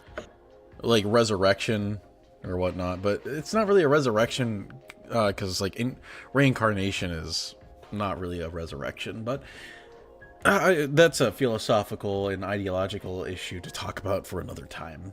But for now, let's spin that wheel. Yeah, it's just you starting the new game, but on the character selection screen. Oh, yo, we got the Phineas and Ferb Lost episode. Yeah. Oh no! Oh boy. All right. Let me. Yeah, I think I don't know if you were here, like you might have saw it, but we were discussing like what reincarnation is, and we got to the point where we just said, "Isn't just it factory reset?" Like, Yeah. just, I mean, yeah, I was that's what listening to the stream literally on is. my way back from town. factory resetting your body. No, I would say factory reset, like in the sense of like us humans. That would be more of a resurrection, being resurrected from the dead. But I would say in the sense of like reincarnation with like computers, that would be more in the sense of you destroyed like one computer, but you took out the SSD or the hard drive and put You it into another formatted it. computer. So that's my whole thing. So kind of like whatchamacallit, Cyberpunk. Yeah, sort Yeah. of. Oh my god, the image for this fucking creepy this troll pasta, hold up. Jesus, hold on, I gotta turn on my screen just for people to see this. So ladies and gentlemen, this is the cover art for the story. It's just Jeremy from Phineas and Ferb with bloodshot eyes and blood coming out of them. The title of the file is just "Shopped Jeremy." Jesus Christ, this is already off to a good start. Yeah, how long has this one been on the wheel? Like I think for like two since, the streams start. already, so. Yeah.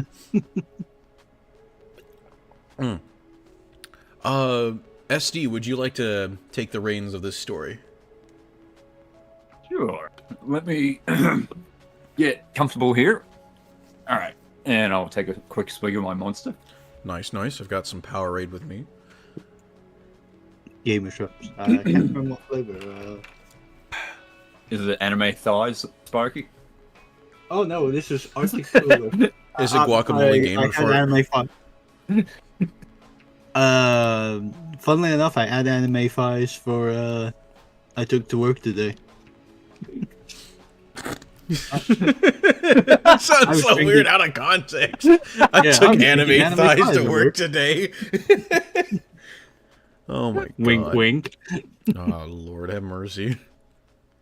Oh, Lord have mercy. Alright, Phineas and Ferb Lost episode. Phineas and Ferb is an original cartoon on Disney Channel, created by Dan Povenmire. You know, the guy who used to work on SpongeBob and Family Guy, and Jeff Marsh. What isn't known about the series is that both creators widely hate Disney's monopoly, and the show's real concept goes beyond just a children's cartoon. An episode about Dr. Heinz Doofenshmirtz's real concept was... Yeah, is it Doofenshmirtz? I don't know, I haven't actually seen the show. Gotcha.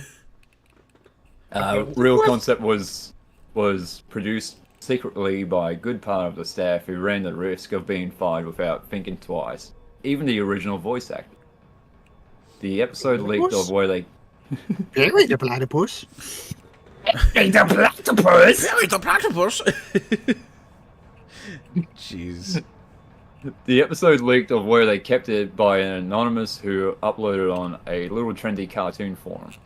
That day, my computer was doing an annoying noise like if it were a whisk. My big brother insisted to check it out, or the CPU was going to literally burn up. Anyway, I got into that forum where the thread posted by a relatively new user posted the Lost episode. I had some time to download it before having to go to my grandparents' house. We got back at 1 AM in the morning. My dad was drunk, my mum forced him to sleep in the sofa, and my brother was having some fun. Wait, sleep in the sofa? Sleep. Oh. The worst punishment. And my brother... Put it back in and my... it. And my brother was having some fun with the hooker he has for a girlfriend, saying that he had Damn. damn, saying that he had something important to do to avoid having to go with my grandparents. Whatever. As Yeah, soon as blow her I up. got home, I'm about to blow. I'm about to blow. I started the episode, and as expected, my computer kept making that noise. The episode was called "The Horrible Death of Phineas," and according to the summary, this is an alternative episode to the one where they caught and sent to the Smile Away summer camp. Oh, I remember that And this- episode. In this episode, it is shown as a common Phineas and Ferb episode. Cheerful, nice, cute, and begins with Phineas and Ferb having Isabella's trope to help them pimp up the car to make it fly and to build the airport tower. This time, a huge crowd is present to witness this masterpiece. Meanwhile, Perry the Platypus is called by Major Monogram to fight Doofenshmirtz, but it doesn't sound funny or anything. He tells Perry that he must stop him, but doesn't explain why. Once he goes to stop Doofenshmirtz to his headquarters, the doctor explains that he's truly fed up of being treated like that. That all of his plans go wrong, and he is planning to kill everyone using a real atomic bomb. Oh my god. Oh. Perry the Platypus, I've become Death, Destroyer of Worlds. And there's nothing you can do about it, Perry. If I had a nickel for every time I dropped an atomic bomb, I'd have 2 nickels, which doesn't seem like a lot, but it's weird it's happened twice. Do you know what kind of currency those would be in? I think that would be about 50 yen. Or 100 yen? No, it wouldn't be 100 yen, 10 yen. Just watch Perry the Platypus. I will unleash anime on the world. Oh my god. Then Doofenshmirtz draws a real gun, opens fire against Perry. Whoa. Jesus! Perry, look at my new invention. I have a thing called a Glock. Bang, bang. It's a Glock 22! Who was forced to run away Held my because many plans, but you'll not stop this M16. Look at this MG42 I found, Perry! Look, Perry, up in the sky. It's a bird. It's a plane. That's a Lockheed Martin.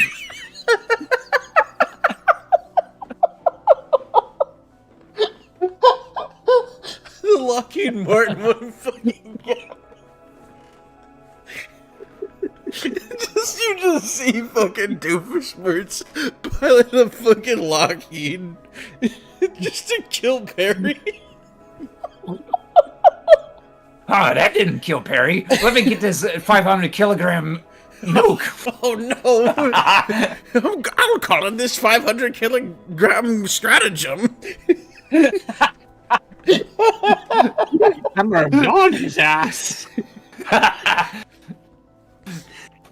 And this isn't for democracy either. Oh darn it! I missed. Oh no! There are 2 twin towers. Oh! Mayor Monogram, there's been a second bit. Jesus Christ! This creepypasta derailed. It fucking derailed. We started going off with a gun. Alright, where was I? Who is forced to run away because he can't fight him while he has a gun. The gun is able to hurt, as it makes Oh shit! No shit, Sherlock!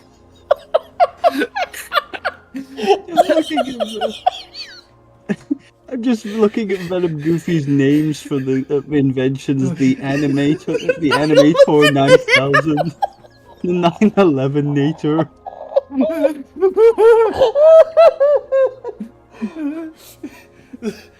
Got a good one, the Nagasaki Nader.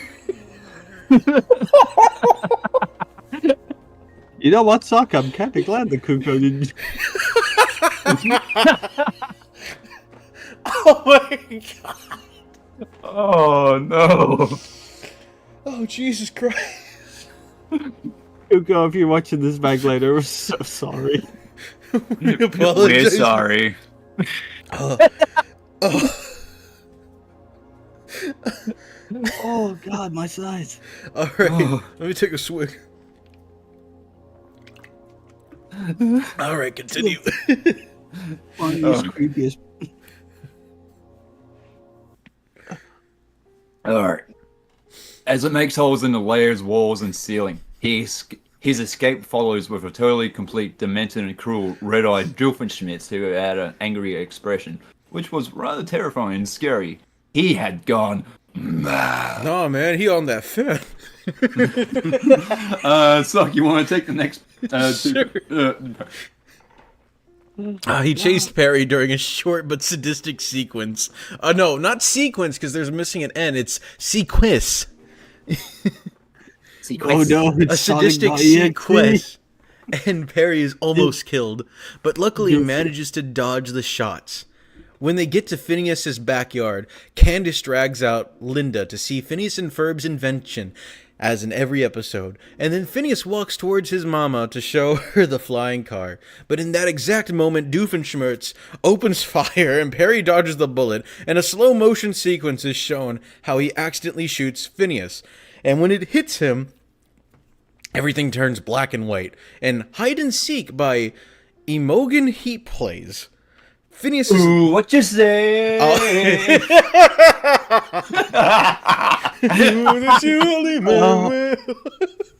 See, when Doofenshmirtz carrying the gun following him, I'm just thinking Doofenshmirtz.exe.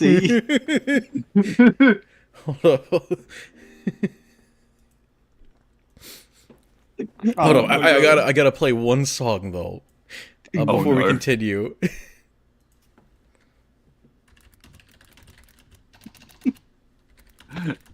His creepypasta's turned into a YouTube post. It really has.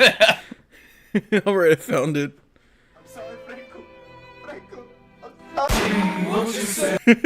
Oh, it fucking. What you say?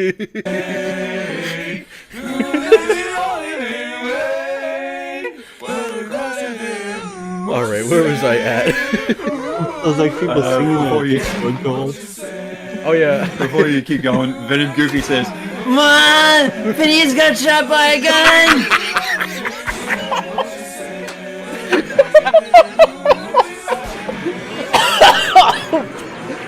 Like, I can just imagine it. She's not like upset, she's just mad, like, oh man. oh man. Anyway, It's like a humming of bees. What the fuck? Alright. Phineas is lying in the lawn, but with a puddle of his own blood drawn in the habitual Phineas and Ferb style. The video goes back to the colors when Phineas is in the lawn, and it's noticeable, a bright red puddle of blood. The crowd glares, horrified at Doofenshmirtz, and the scene cuts abruptly after showing Phineas lying over a... You've already said this 3 fucking times that he's in a puddle of his own blood, staring at the sky. Yes, I know what. And there's I Act know what 1. we're gonna do this summer. I'm gonna fucking die. Oh my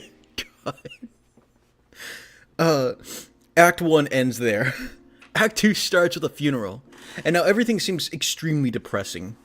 The mortuary is mostly black, and the stained glass windows, which enlighten the room, are a depressing monochrome tone.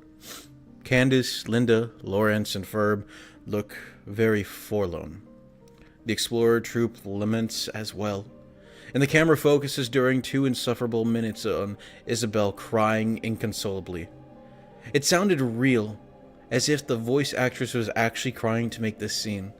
Candace, in extreme grief, yeah, I said that right, regrets about this while furiously hitting Phineas's coffin, crying that this wouldn't have happened if she didn't try to catch them. Act 2 abruptly cuts to black. Act 3 begins with a label, 2 days later, on which Phineas's house is seen from the outside, but it's cloudy and gloomy.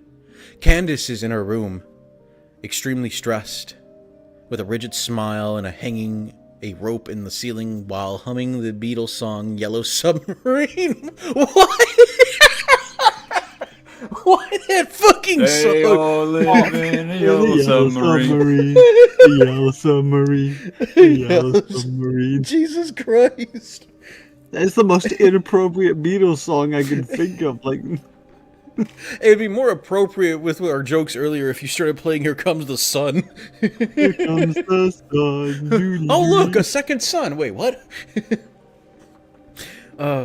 Jeremy happily enters the house through the backyard, goes to the kitchen, and after offering condolences to Linda, he asks for Cadence. Linda happily tells him that she's upstairs. But when Jeremy enters her room, he sees with horror that Candace has committed the self-delete and died a few minutes ago. Candace stick fit in your mouth? Got him! Fucking got him!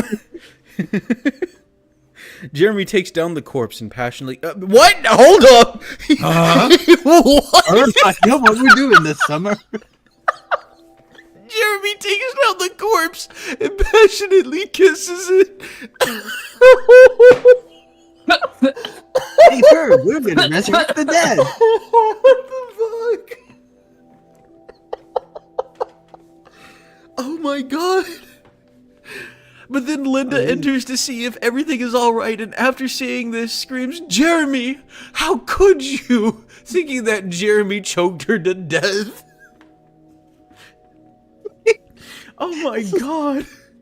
It's like a cock-up cascade. It's like one comedy of error after another. Like, Oh, you don't make this better. like a Rube Goldberg of what the fuckery. It'd be really funny if you just hear like the Seinfeld theme song start playing Beep. after Linda goes, "Jeremy, how could you?" Bum, ba-dum, bum, bum, bum, bum. Or the JoJo theme, the ding, ding, ding. Oh ding, yeah, to ding, be continued. After that, we cut to a scene where both Phineas' parents, Ferb, Isabella, Baljeet, Buford, Doofenshmirtz's ex-wife, Charlene, his daughter, Vanessa, Major Monogram, Carl, and Perry, are in a prison's electric chair room with Doofenshmirtz in it. All of them have twisted, sick smiles with the purest, unhealthiest, sadistic joy. He begs for mercy, but the Major Monogram orders to proceed with the execution. Perry, smiling in a sick and morbid way, switches on the chair. Excuse me. Why is the platypus doing it? Perry the platypus, don't do this! I'm sorry! Yeah, Perry's like executioner. Oh, it's just a platypus. Perry the executioner! Give him a chair, Perry the executioner platypus takes off the executioner mask. Perry the platypus! Right before his death, a sequence of real photos can be seen, showing a man wearing a lab coat with a little girl playing and walking in a park. Although those actors don't look like Doofenshmirtz and Vanessa, but they clearly represent them. After that, the last thing he sees is Vanessa kissing passionately with her Huh? What? Excuse me? Oh my god! That is disgusting. It was so incestuous, lesbic, that I puked on my keyboard. What? What the fuck? Man, who wrote this fucking garbage? What was that word? Incestuous? Incestuous, lesbic. And I puked them. It was so incestuous. It was so disgusting, I puked all over my keyboard. Doofenshmirtz finally dies brutally, electrocuted on a slow, lethal voltage to lengthen his suffering. At the end, Ferb says something like, "Irony is cruel, but not as much as hell." The episode ends with Doofenshmirtz's lifeless body being thrown on a pile of decaying corpses, among which Jeremy's is still fresh. The next morning I looked again for the episode. Google showed, among other undesired results, the same forum. But the user was banned and the file possibly no longer exists. But then, Tyler John Hines brought Phineas, Hines, and all the others back. Hines reformed, and they all thank Tyler and hug him, I was happy. What would we do without Tyler John Hines? What? What the fuck did I read? What is this story? Going back to the picture of the picture of Tab, the Sharp Jeremy, that's what my face looks like now. It's all of our reactions. Like, the fuck? What the fuck did I just read? I'm just scrolling through the comments, and here's one from Sexy Passer, and it says, Phineas is lying in the lawn, but with a puddle of his own blood. Oh, in the no. habitual Phineas and Ferb style. The video goes back to the colors when Phineas is in the lawn, and it is noticeable, a bright red puddle of blood. The crowd glares, horrified at Doofenshmirtz, and the scene cuts abruptly after showing Phineas lying over a puddle of his own blood, staring at the sky. I get it, he's fucking bleeding! Phineas dies, the screen goes black, and then, what you say? He plays on the background. I only heard the Filthy Frank version when I was told what that song was. Incestuous lesbic. I'm going to krill my. Oh my, there's like 12 notes. Someone from Margaret Thatcher. Fucking Margaret Thatcher came back from the grave just to leave a comment. 1. Author assumes we all know who Dan Povimeri is. Oh hell nah. Jeremy done smoke crack. 2. I can see 1, maybe 2 of the staff making a spooky episode to thumb their nose at Disney. Good part of the stuff. 3. The whisk. The noisiest cooking utensil. 4. Author's a judgmental dick. 5. Now I have become Doof, destroyer of worlds. Oh my god. I want that on a t-shirt. I've become Doof, destroyer. Real good. I got a screen.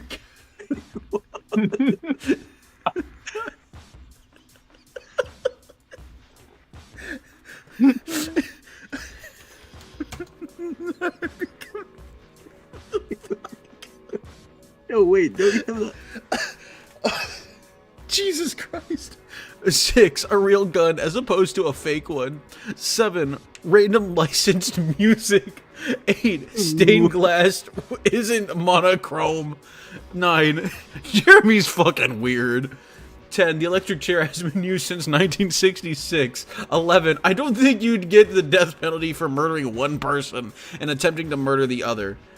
12. It was so incestuous lesbic that I puked on my keyboard. Cue unmitigated laughter. Oh my god, what the fuck? Score free. This was amazing. This was horrible. Wait, yeah, and the funniest thing is, that's the only comment Margaret Thatcher has ever posted on this site. She made an account just to make that one post. She came back from the dead just to be like, oh, I don't know. Oh my god. Yeah. So, would you guys want to read another story or do another video?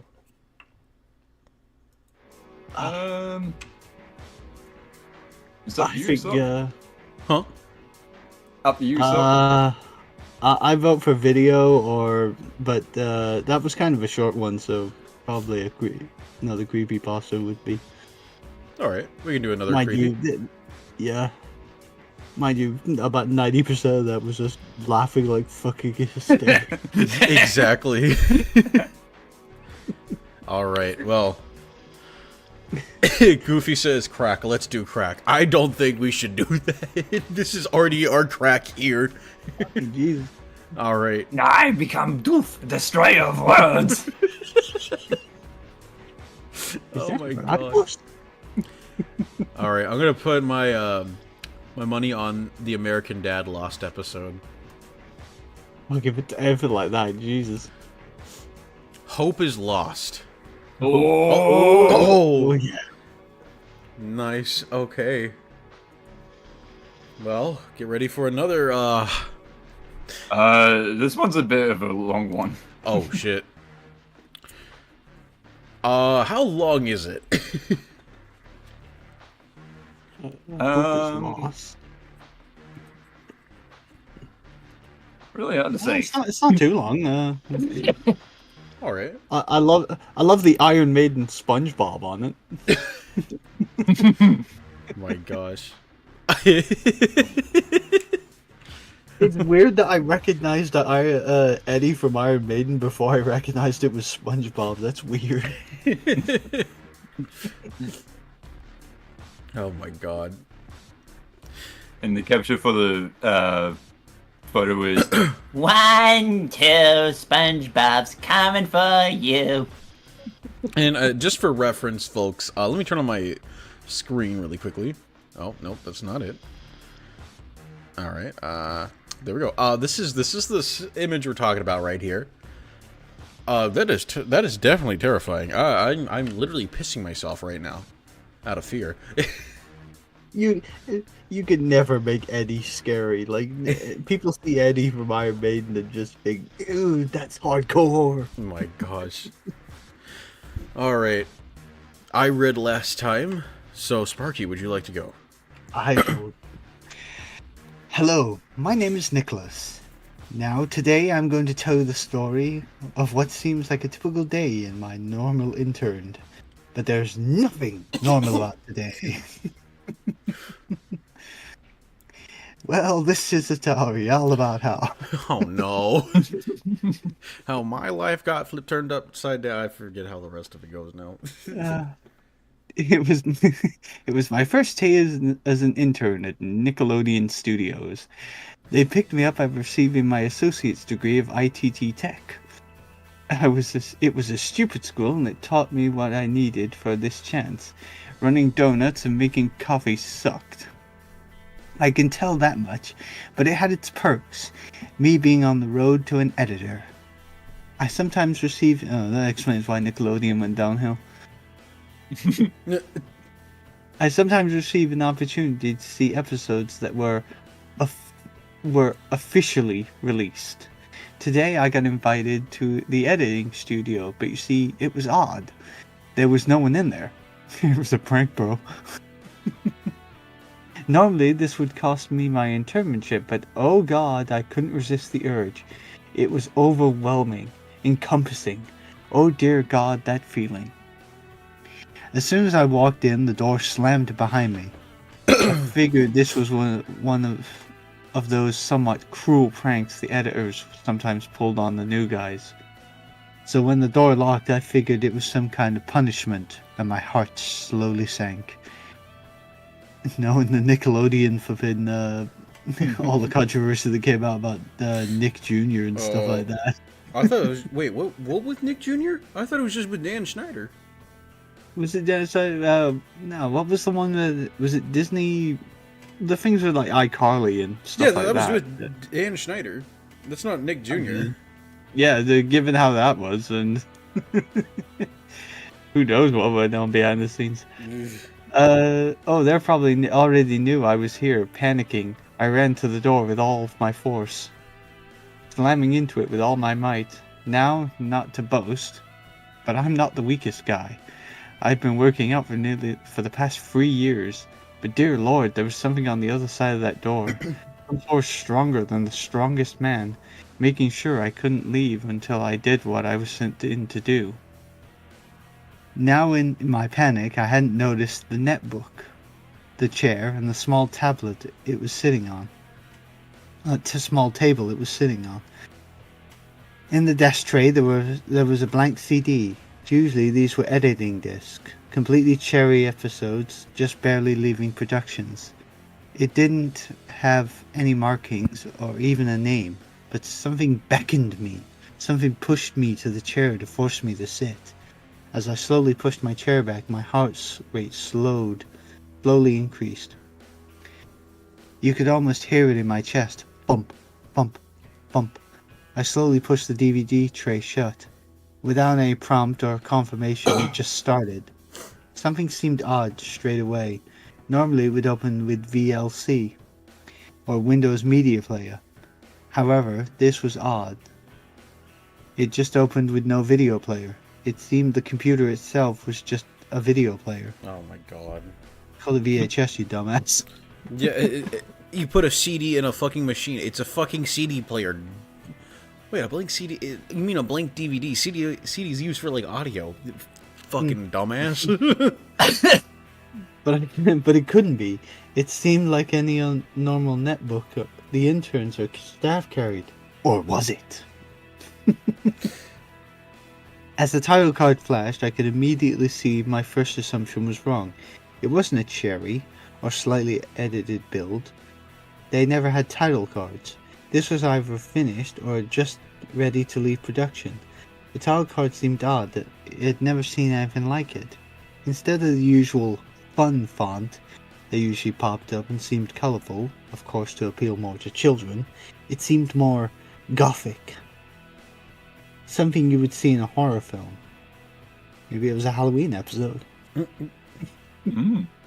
The words and title card made my heart sink farther. It had to be a joke, right? Why would someone try to scare me this terribly, though? The words read, "You nosy intern. Oh. You shouldn't have come in here." And the usual happy bubble transition that we were all used to was gone. The text just melted down the screen, almost like blood running down the wall, and it slowly faded into the show for a couple of seconds of utter silence. It transitioned into a familiar opening, with SpongeBob slowly snoring in bed and Gary sleeping beside him on his newspaper. The blowhole of an alarm clock was there, even the bed was. I began to feel relieved. I remembered all this form from when I was a kid. It seemed normal, but was it? Oh dear God, I was wrong. Forgive me. You must forgive me. I am choked up. Just writing this. I want to forget it. Not the other thing.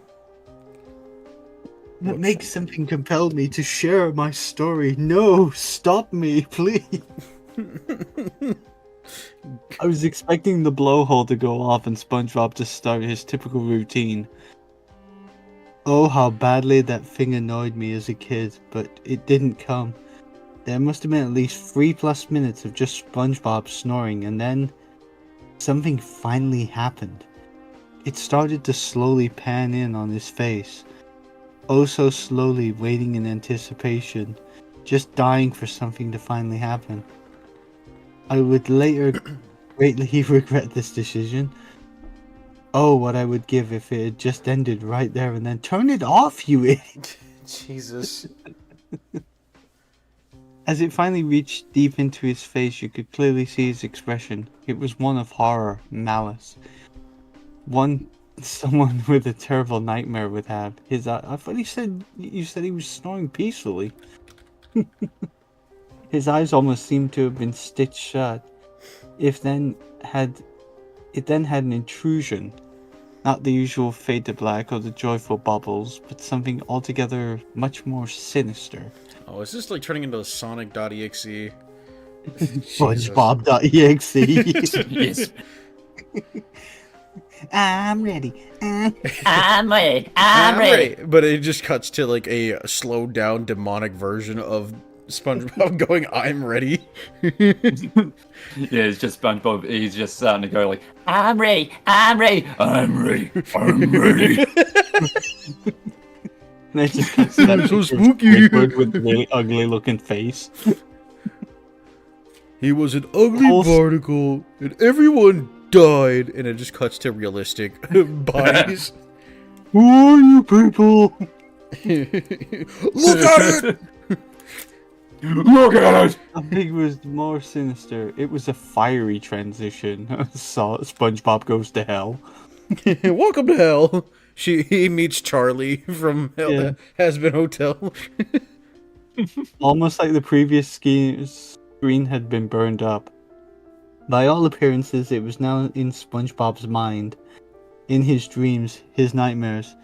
It appeared to be Bikini Bottom. Oh, but there was something very, very wrong. The whole city seemed to be in shambles, as opposed to a usual. We did it, Patrick! We saved the town! The horizon blood red, the buildings burning, SpongeBob was just walking down the road.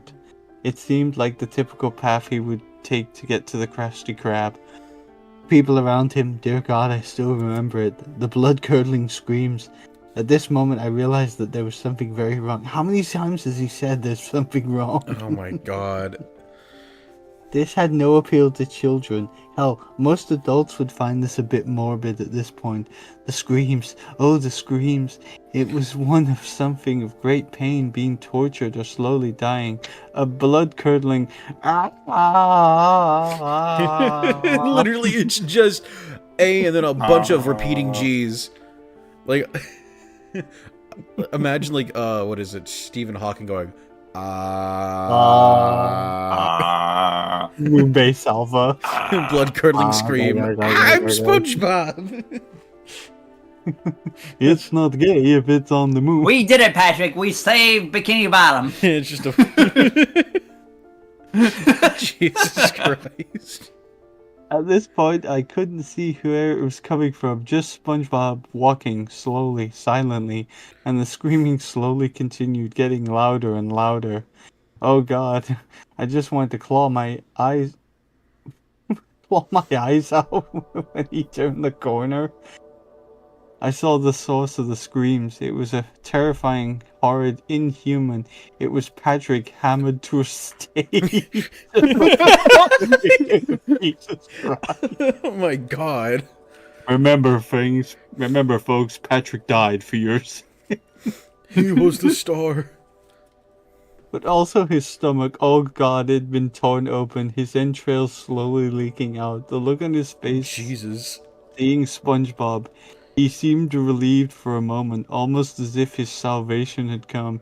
His eyes began to water, just staring at SpongeBob, also beckoning. His eyes spoke to him, for him. They screamed, please, oh God, please help me. No, hold on. Please, oh God, please help me. My god. SpongeBob. SpongeBob! End my suffering, SpongeBob! When the transition's over to SpongeBob, my and organs meow. are spilling out. Oh no, SpongeBob! Mom's spaghetti! These weak arms are heavy. Sorry. Hey look, SpongeBob, my stomach is out. I no longer have an innie. It's an outie. He just stood there staring back at Patrick, watching his friend slowly suffer and die. Patrick had begun to weep slowly as if he understood something that I, the viewer, did not. SpongeBob then began to open his mouth. Slowly, with a low, almost satanic, demonic voice, he whispered, "Suffer, fat one. You and this whole town have brought this upon themselves." I can't do a SpongeBob. And then he turned and slowly walked away.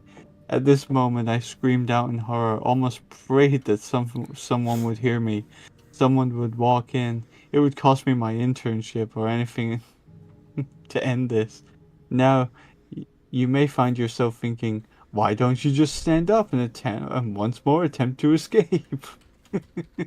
I couldn't. Something deep down inside me told me that if I moved, I would regret it. I had to finish watching. I just had to.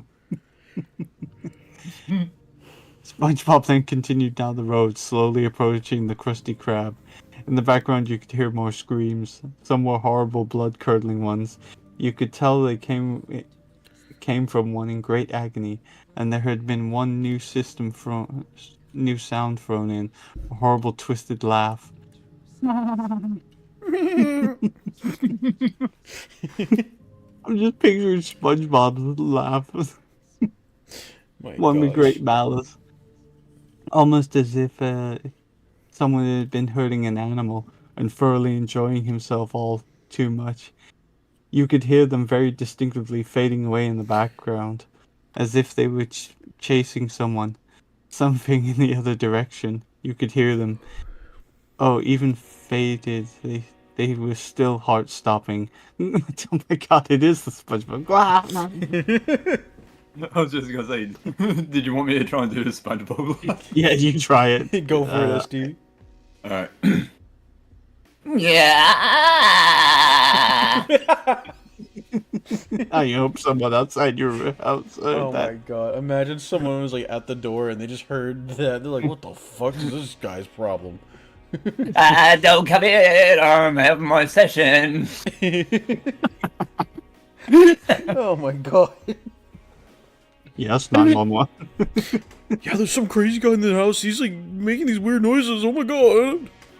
SpongeBob seemed unfazed, as if he was almost used to it. You now slowly hear clattering behind him, slowly breaking the mind-numbing silence. I thought you said there was... How was there mind-numbing silence and the sound of screams? Oh my gosh! It sounded almost as if something crawling slowly towards him. SpongeBob then slowly turned, as if he expected this, and as he slowly turned, his face slowly came into view. His eyes, they changed. They no longer seemed to be happy, normal, joyful-looking eyes. They were blood red and full of malice, Oh my hate, god! and anger. It's SpongeBob.exe! Jesus! And then blood began to drip out. The blood came out of his eyes, and he started to say, "Turn off the TV, or you're mine." Oh, They're pretty much. His gosh. face had turned into a demon. Hell, even the devil himself would find this look fitting. But if you get to hell and he looks like SpongeBob, like Yo, SpongeBob, you're my real G. You scared the shit out of those people up there.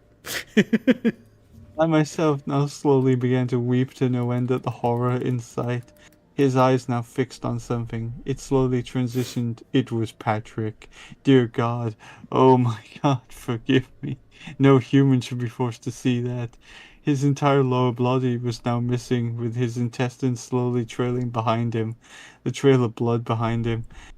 What was left of his arms that had huge holes in them, almost as if he had been torn out of them. The nails. He had ripped them off the stake. His face slowly came up. His eyes beckoned once more to SpongeBob, but this time he had something different. He slowly began to speak, and I'll never forget the words. Kill me, please. I'm sorry. We're all sorry. Please just end this. Please take away the pain. My God. Someone else want to take over? Or? I'm very confused at where we're at. SpongeBob responded. Hold up.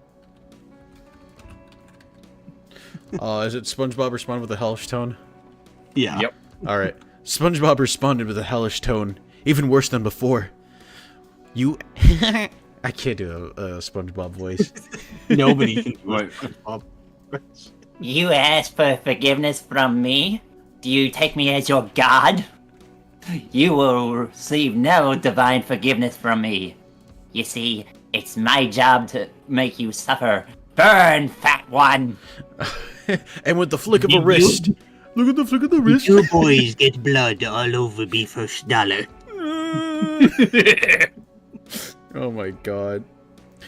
Alright, and with the flick of a wrist, Arm's hellish arms seemed to just sprout from the ground and grab a hold of him and tore him down into what seemed an endless, hellish abyss. All the way down, you could hear the blood-curdling scream from before. Oh God, no! I'm just picturing that clip of Patrick, getting beaten up by an invisible thing. Oh, yeah. Oh my Oh God. God, no! Please have mercy. Then SpongeBob slowly turned as if nothing happened. He even let out a small, evil giggle. By this point, I had almost been wishing for the same thing to happen to me, just so I wouldn't have to see this anymore. At this point, I was crying so hard, I almost felt like a little girl. I felt weak, empty, as if I was about to throw up. As much as I wanted to, I just couldn't choke anything out. SpongeBob then slowly approached, finally the doors of the Krusty Krab. The path behind him, oh God, the usual cheery path to the entrance, had stakes all along it, Into them were hammered in the corpses of our familiar favorite characters: Sandy, Mr. Krabs, Larry the Lobster, Pearl, Squidward, Mermaid Man and Barnacle Boy, Mrs. Puff, and so on. And on their faces, they all too wore that expression of utter sorrow and horror. Oh, excuse me, fuck. As if they had died crying in fear of what stood before them. We then transitioned back to SpongeBob, who now reached for the door. Now something happened out of this horrible, nightmarish thing I was witnessing. The whole building began to shake, almost as if during an earthquake. The only light in the room blew out, and the power went out. I was now in the dark, alone. In this shaking building, I could hear my fellow interns flee, and then developers run out. Without even a second thought of where I was, you could hear their car tires squeal as they raced away. Why had they been in such a hurry to escape? I then turned back to the show, almost as if I was being forced to watch. He stood there alone in the Krusty Krab. All lights were out, and there was utter silence, except for a small red glow coming from the door that usually led to the kitchen. That oh-so-familiar kitchen where SpongeBob usually stood making his delicacies. He began to slowly approach it, slowly in silence as he reached it. He stood in front of the door almost as if he himself didn't want to go in. Reproachfully, he slowly turned the knob and the door swung open. Oh God, how I wish I could unsee what I saw and heard. SpongeBob faced a hellish demon of indescribable horror, burning in a portal to what seemed to be hell itself. Was this the devil? Oh God, the fear that came over me in that moment as its mouth slowly opened. "Did you make them suffer, son?" It asked in the most hellish tone imaginable. One of most extreme rage, anger, malice, hatred. SpongeBob replied, slowly saying, almost afraid to reply, "Yes, Father, they cried, suffered, and burned. A feast of souls waits for you below." It replies simply, "Good son, now back to your cage, and be gone with you." And at that moment, I finally threw up all over my own lap. Something began to emerge from SpongeBob, and his body almost slowly deflated. It almost seemed to be a human, a dog, something. Oh God, I can't even find the words. It crawled toward the portal, and with a swift kick, its father kicked it into what seemed to be hell itself. Then it turned slowly and looked at me, the viewer, and slowly it mouthed something. So subtle, so quiet, but chilling to the very core. It seemed as if it was speaking to me. It said, "Oh, don't worry. Your world is next. It'll suffer at your hands, as this one did at his." It slowly transitioned to SpongeBob, or what was left of his corpse. Just skin. Oh, you will all atone for what you have done. All of you. You're next. And with that, the computer itself slammed shut and burst into flames. As it slowly burned, I could only weep at this horror. This couldn't be real. Nick, wake up! My eyes slowly flashed open. I was in the break room on the floor. Above me stood my friend Tina, who said, "Oh, thank God you're okay. You just collapsed. You've been out for like 5 minutes." My whole body was rattled, broken almost. Turning to her, I had this uncontrollable urge. Turning to Tina, I said, "Don't thank God on this day. He won't save us. He has abandoned us. His ambitions, his failed creations." Tina looked aghast, horrified. She ran out screaming. I got up quickly and quietly left. And here I sit, writing my story of the day, calmly.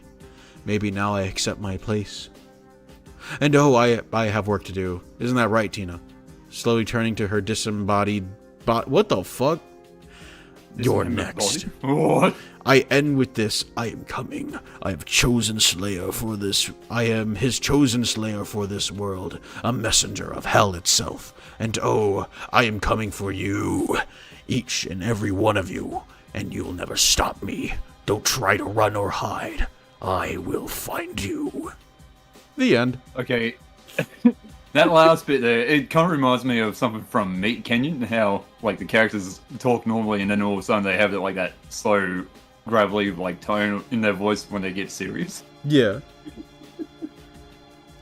Yeah, I do kind of see that. SpongeBob me boy. Spongy boy, I have taken 4 kilograms of ketamine and I'm going to fucking die. Oh, Mr. Krabs, I want that secret formula! Oh, Jesus. Oh, man. I will be right back. I just gotta go take a real quick piss. Alright, sounds good. I'm gonna grab another drink, so I'll be right back. Right, meet us back in a minute. So, I guess you are still here, Sparky, so you'll be the entertainment for now. Oh no, don't leave me to my own devices. I can't be trusted.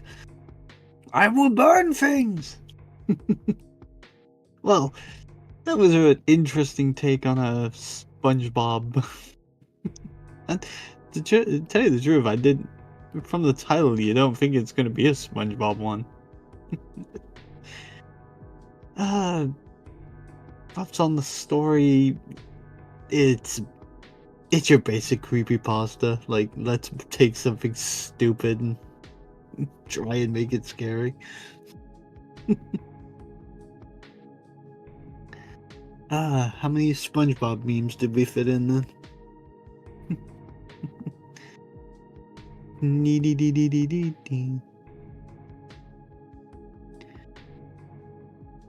I got a surprise for Sock in the Discord as well next time he sees me post. I have become Doof, destroyer of worlds.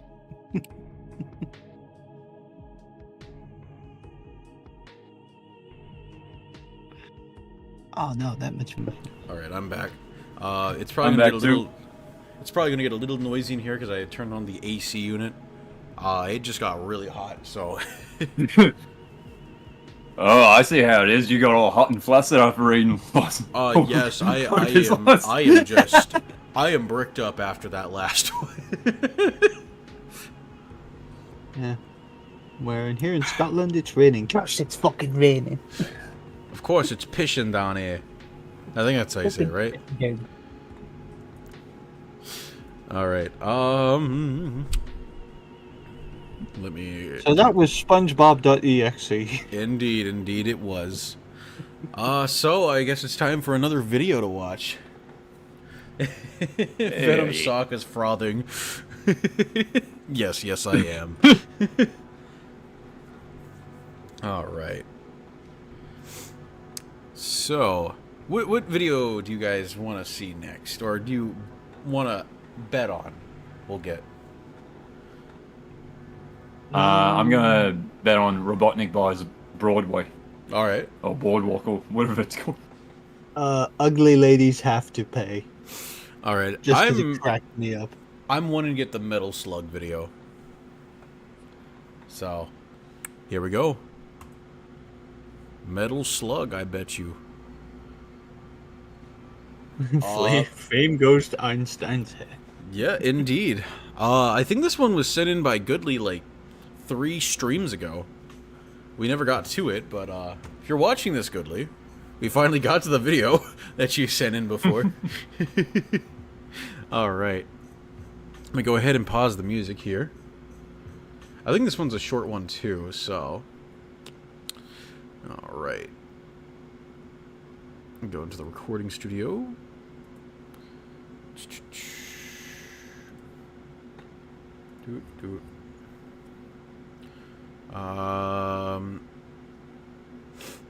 Fame goes to Einstein's head.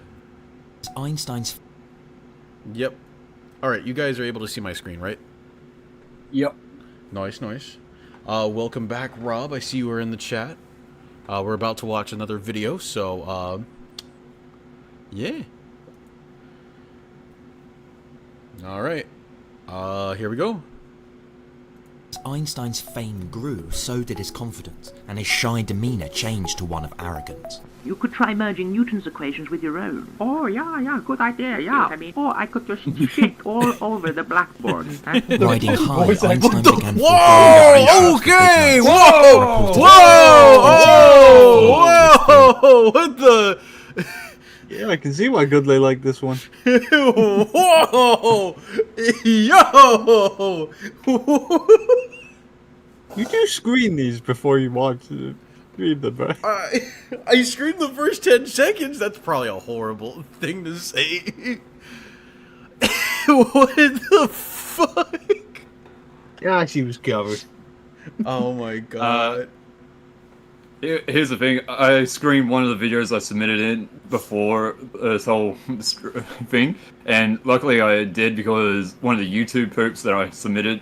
Yeah. Grounded said a game award. He went double and then said a certain word we can't say. Oh no.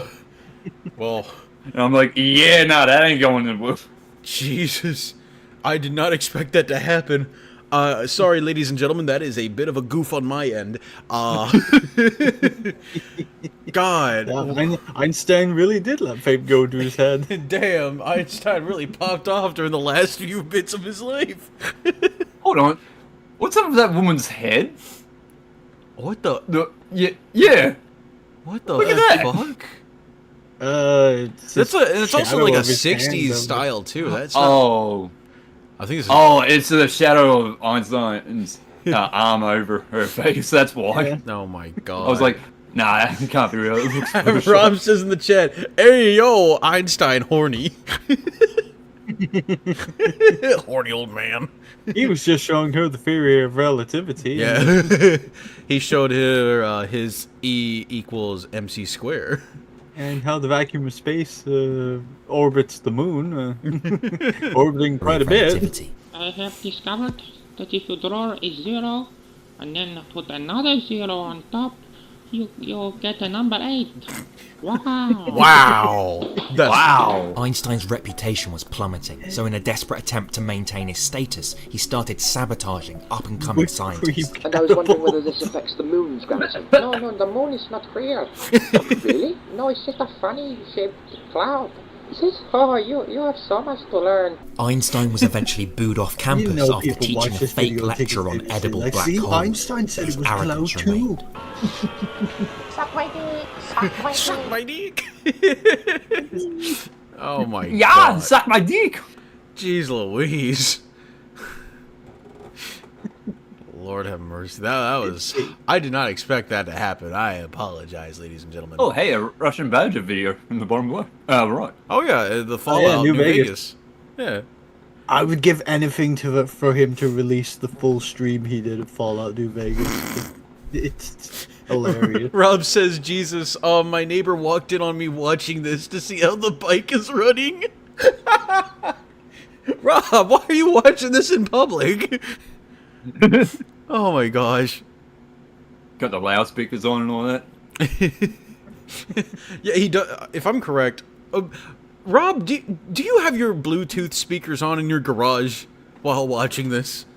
Because I apologize to your neighbors. I don't. He's getting cold out. The entire neighborhood that Rob lives in is now watching my shit. Rob's Hello, got it on the everyone. big screen TV. He's streaming it to the neighborhood. Like, hey, watch this, guys. Watch this. My friend Venom suck. Oh my gosh. That's so Rob's. All right, we'll probably do one or two more videos, and we'll get back into the stories. Yeah. I'll probably do a cutoff at 10:45 though, because at 11 I am expected to get a call from like my parents. So, and it's something. Sure. Yeah. What's that British Standard Time? Shoot, I don't know. 5. Let me. Add 5 hours to that. I think that should be the answer. So 45 minutes. Oh, 45 minutes, huh? Yeah. Be about 3:45 in the morning. All right. Let's spin this wheel and see what we get. Oh, yo, Metal Slug. Little sluggy. Well, let's go. It's just a totally normal Metal Slug video. That's all it is. It's totally normal. Nothing weird. Something about the tone of your voice makes me not believe you. It's just gonna be a metal snail, isn't it? No. Oh, Billy Billy. Oh, I've heard of this fucking site. It's like the Chinese version of YouTube. What, heavily censored? Yeah, pretty much. But let's see what this is. I think I posted a meme in Discord before. Japanese people using VPNs to see Twitter. Oh no! It's Gachi Muchi. Van Darkholm.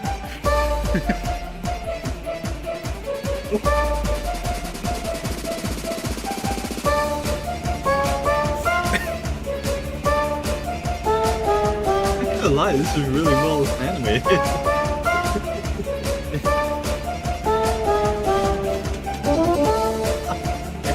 Oh my god.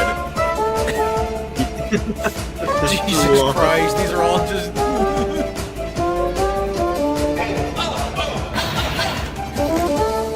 Metal Slug has confused thoughts about other men.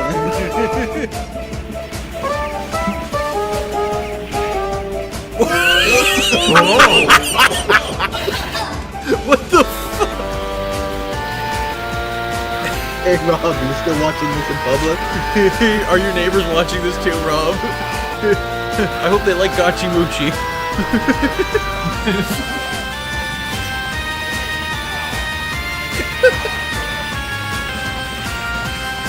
To be fair, this does look like your average Metal Slug dude. Yo, that's a nice shotgun. Dang. Oh my god.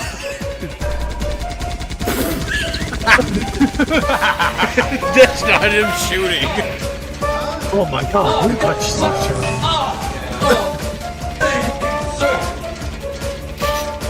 Yes, we can. Yes. Yes, we can.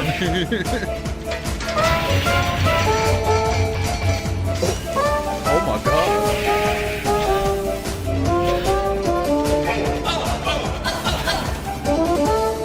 Stop. What the hell are you doing here? Gang it up.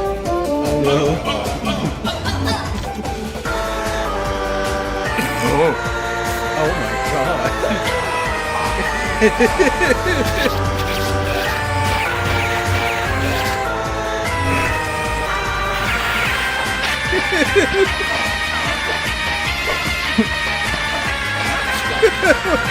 I think that's no worse. Oh my god. Crisis. Fuck. That's power, son. That's power. It's so fucking deep. It's so fucking deep. Oh my god. Look at those big, long guns.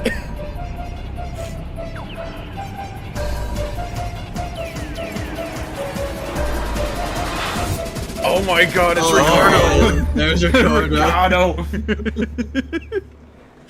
Oh my god. What an amazing little video that was. My god. Alright. I've really gotta screen these before we Yeah, I think I should have screened some of these. I knew what we were getting into with the Gachi Muchi stuff, so we are good. Oh man. Oh god, that really was the definition of a shitpost. You're right. Alright, I think we'll do another story or two and go from there. Oh, Alright. Turn the music a bit. There we Let us spin the wheel. Alright, I'm gonna bet on the American Dad stories. So I still want decay. I still want decay. all right, well, we'll see what we get. Let's read this shit or spin this shit.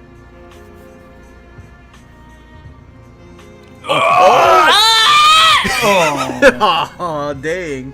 Well, we got the Sims creepypasta. All right, well, let's see this little story here. Let me turn on the bonfire to set the mood just right. Oh, this is a long one. Oh boy.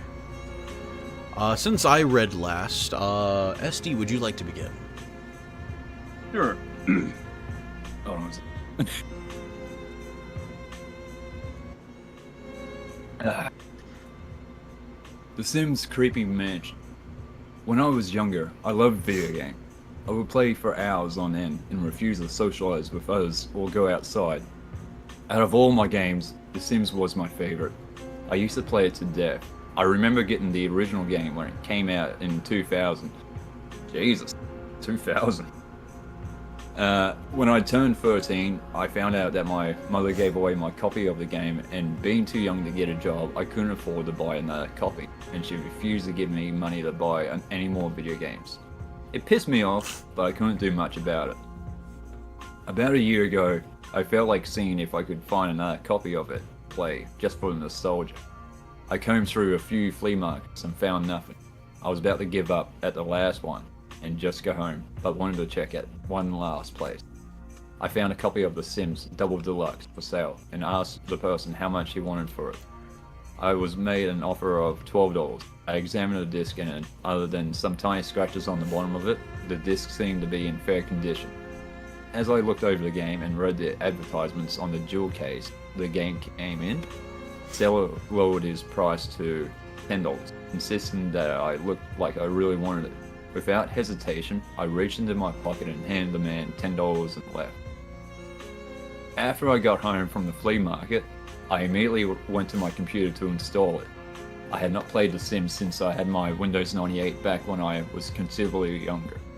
I went through the vaguely familiar installation process, which required me to input the serial code. After a few minutes, the game was up and ready to be played. I recalled that Double Deluxe was basically The Sims and the first two expansion packs combined. I fired up the game, and after watching the familiar intro, I was ready to play. Upon loading up the neighborhood, I saw an arrow pointing to a house. As it turned out, it was a tutorial on how to play the game. Because it was years since playing, I did the tutorial. I had to guide a Sim named Bob Newbie by getting him a chair, having him interact with his surroundings and getting him a job. Once I completed the tutorial, I looked to see if there were any other families. As it turned out, there was the Goth family living next door to the newbies. I decided that I would try to make a family. When I looked at the family creation screen, I saw some families that were pre-made. One of them stuck out though. This family was called the Johnson family. It had 8 different Sims in it, consisting of 5 adults and 3 kids. What seemed a bit strange was the fact that the family had 100k, where every other family listed only had 20k. I also did not remember a Johnson family being in the original game. Unless it was something unique to Double Deluxe, regardless, I picked this family and moved into 2 Sim Lane, which set me back about 50k. I began to furnish the house, spending a lot on various items, ultimately using a $300 cot for a bed instead of the more expensive double beds for an extra man. My first order of business was to check the names of each family member and their bios. Their bios were very unusual to say the least. They talked about various weird obsessions that they supposedly had. Nothing morbid or anything, but just not something I think a normal person would be into. I then checked to see if any of them were employed. As it turned out, the 3 men of the family had jobs as a judge, president, and an astronaut. All 3 had a job performance of excellent. As for the 2 women of the household, they were unemployed and all 3 children had an A+ in school. It seemed that the man made plenty of money while the 2 women could care for the 2 girls and 1 boy. I played the Johnson family for about 5 minutes before I quit. I saved my game and quit for the day. The next day, I saw something very strange with the Johnson family. Their bio seemed to have changed from talking about their bizarre obsessions to being downright creepy. One of the bios read that a member of the family would take pictures of people and edit them to be pale and without eyes. Oh no! Oh, I think I've. Is this heard... gonna be Sim? Is this gonna be Sims.exe? I feel like it is, but I feel like I've also heard this creepypasta before. Oh, great. Another writes. So much detail about the families. I'm like, just get on with the story. Well, it wouldn't be creepypasta without all the overuse of explanation. Or exposition, I mean. What eye color they have, what fucking hair color they just get on with it. Yes, get on with it. We know how the Sims. Get on with it. Another writes children's stories but hides disturbing images in his books. Bios were just flat out weird now. Suddenly, I took notice that the young boy's hunger need was very low. But before I could get him food, he curled up and died. Then the Grim Reaper came to claim the child. Yeah, me too. I had one of the Sims plead with him, only to get ignored. The young boy was taken away, leaving an urn at the spot he died. Damn, that's kind of... No, I said to the Grim Reaper, Lamau, the Grim Reaper said. I said to the Grim Reaper, please don't take my little baby boy. And he says, L plus ratio plus didn't ask plus, you're a deadbeat. This was strange because I could have sworn I kept him fed before I quit. I was tempted to quit without saving and try again, but reluctantly decided to accept the boy's death. When I moved the camera back upstairs, I noticed a change. The boy's bed just disappeared for no reason. Also, the dining room set had 8 chairs around it. However, one of the chairs disappeared as well. Then a few moments later, the phone rang in the house. I had one of my Sims answer it only to get the following message. Your psychic advisor's head has just exploded. Be forewarned. I felt a bit unnerved by the phone call with a disturbing message. Regardless, I ignored it and continued playing. Then something very strange happened out of nowhere. A bassinet appeared with a baby. It cried immediately, but I had one of the girls take care of it. Only a few sim hours later, the baby turned into a boy named Help Me. This boy looked the exact same as the one that died a short time earlier. I checked his bio out of curiosity. It read, "Help me. So much pain." Jeez. Why so short and why so creepy? Was this some bootleg Sims game that some sadistic, morbid person modified? Little by little, I began to realize that I was not playing The Sims at all. I was playing out some weird horror movie. Now I knew something was happening. First having the boy die from hunger, and now a boy named Help Me. Clearly something was going on, very strange. I realized that one of my Sims had a near empty bladder motor, so I tried to wake him up, but he refused. I sat completely puzzled as to why the Sim would not get out of bed. Then I noticed something happening to him as well. His hunger bar dropped rather quickly. Once it fully depleted, he too died from hunger. I now had 2 dead Sims in my house. I then looked around and noticed that the bed that he died in was gone all of a sudden. Again, another chair was removed from the dining room table. Help Me began to tease and scare the 2 girls. Then he eventually attacked. The 2 children jumped into a cartoon smoke cloud. However, something happened that freaked me out. The little girl had lost the fight, but she simply disappeared with Help Me clapping his hand. After the relationship minus signs appeared, another urn spawned in where I would have expected the young girl to be at. He then proceeded to eliminate the other girl in the same manner. Now things were getting serious. I had a demonic boy with a creepy name and only 4 adult Sims to work with. As with the other Sims deaths, each of the girls' beds disappeared as they died, as well as one dining room chair. Additionally, one of the bathrooms became unfurnished. This sounds like someone modded The Sims. Something like the death mod, where you can like kill people. At this point, I decided to play another family since I couldn't take what was happening anymore. I placed Michael Batchelor in a house on 6 Sim Lane, and for a while everything was normal. I had one of the Johnsons come over after getting situated. I had Michael talk to him for a while and ultimately become friends with him. Suddenly he said he had to go because I forgot to prepare food. Oh well, I picked a slacker job for him because he needed some money. I worked on getting Michael a couple cooking skill points so I could upgrade to a stove. During this time, the phone rang. I answered it and received the following message. You have been chosen. They will come soon. Michael was chosen for what suddenly a bunch of neighbors came over all at once, including the sole child in the neighborhood. Help me. I did not prepare for a house party, so I quickly tried to prepare food for my neighbors.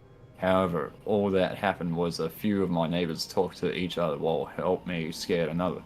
The neighbor then ran off of my lot, which was strange because I never remembered Sims doing that. At any rate, the meal was served and 2 Sims were lucky enough to sit down. The others had to stand to eat. Then I began to notice something really wrong. Help Me took the dishes over to the sink and broke it. He then threw a tantrum at the toilet, clogging it up.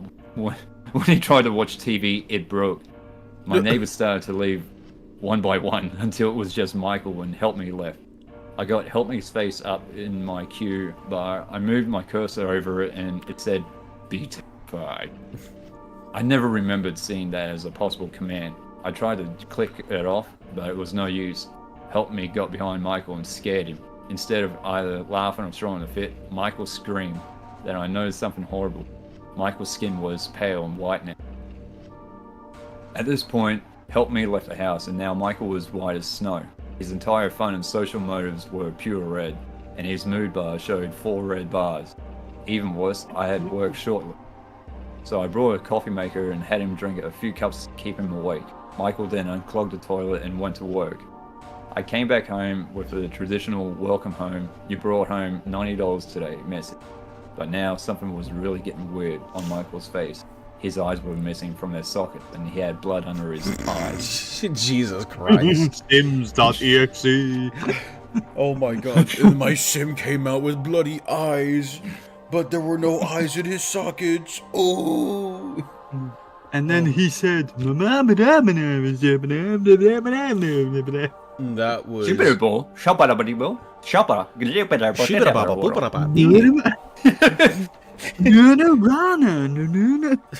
I love how we were just doing gibberish.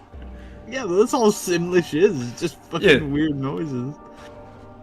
I was officially freaked out and decided to see what was going on at the Johnsons' mansion. I continued to play, going to and from work. Then suddenly, Michael came over. When I asked my sim to greet him, she screamed in horror at him. Then I saw another thing that disturbed me. Michael's face appeared. And, no, I said, imagine Michael walking up to her and she just... I misread Face's feet and I was just like, whoa. Michael's face appeared. This story went from like really creepy to, oh, okay, feet. Michael's face appeared and... Pose. Kidding. I joke. Michael's face appeared and the tooltip said, "Be killed." Suddenly, the screen went black and I heard screaming from the woman and demonic laughter from Michael. I then heard the music of I then heard the music of a sim dying. Both men were working at this time, and the other woman was asleep in bed. Another chair from the dining room vanished. What happened next is that I saw Michael and Help Me hug, then Help Me invited Michael inside. Michael went upstairs to use the bathroom while Help Me began to destroy my objects. My one sim was asleep when Michael came in and got in bed with her. I don't know what was going on because I was pretty sure you had to be friends to share beds.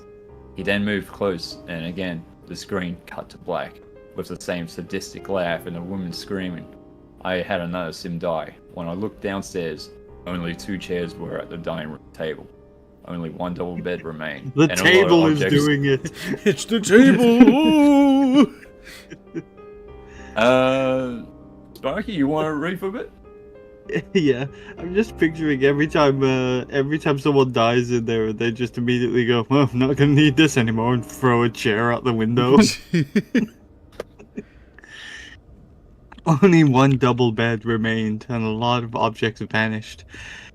Next, something weird happened. Oh, next, something weird happened. Oh no. Michael talked to help me, and a message box read, "Come, my child, we have lots of work ahead of us." At this point, Michael left a lot, presumably to torment the newbie and Goth family, leaving Help Me behind with the two men. They got home from work. Excuse me. Only to find more urns in the house. I moved them outside to turn them into gravestones. For the next few days, everything was normal. A few ghosts appeared and they scared my Sims a few times. One of them actually made my Sim wet himself. Then I saw behavior I'd never recalled seeing before. My Sim began to laugh as if he'd gone insane. Oh, Jesus. I tried to keep my two Sims' moods up, but there was no use. I ended up getting a demotion from president to vice president and astronaut to commando the next day when they worked. I'm pretty sure you can't get demoted in Sims, but they worked. That night, the ghost haunted my Sims again. This time, however, they attempted to drive one of the Sims insane. Another ghost slapped the other one. Oh my gosh. How could a ghost slap someone? Wouldn't it just go straight through? How can she slap?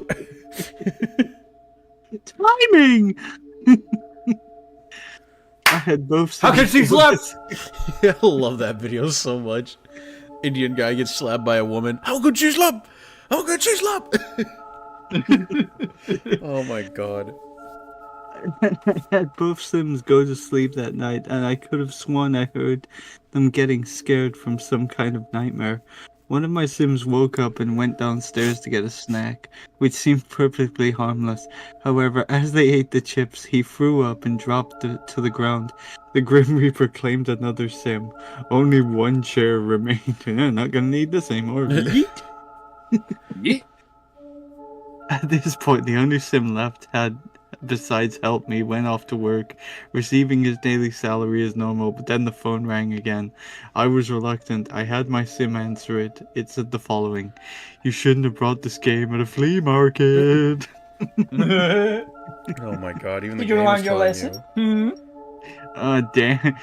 Damn, anti. Damn, Daniel. I stared at the message, now very scared. The game was self-aware. Oh my god. This was not the Sims I remembered from my childhood at all. The game was trying to communicate with me. Then, without warning, my Sim's head appeared in the Q bar with the tooltip "Hang Self." Literally, this game went and became low tier god. You should. Well, off to hang myself. Watch and let. Oh my gosh. I'm just picturing the Sim doing the backflip. No. I can imagine fucking.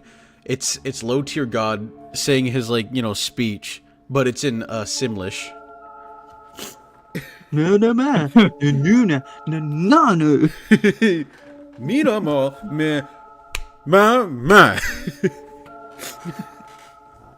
Yeah, baby, roll. Blah, I blah. clicked it to cancel the command. Despite having the red X for it, it was no use. I watched in horror as my Slim slowly made their way to the balcony of the house. Oh no.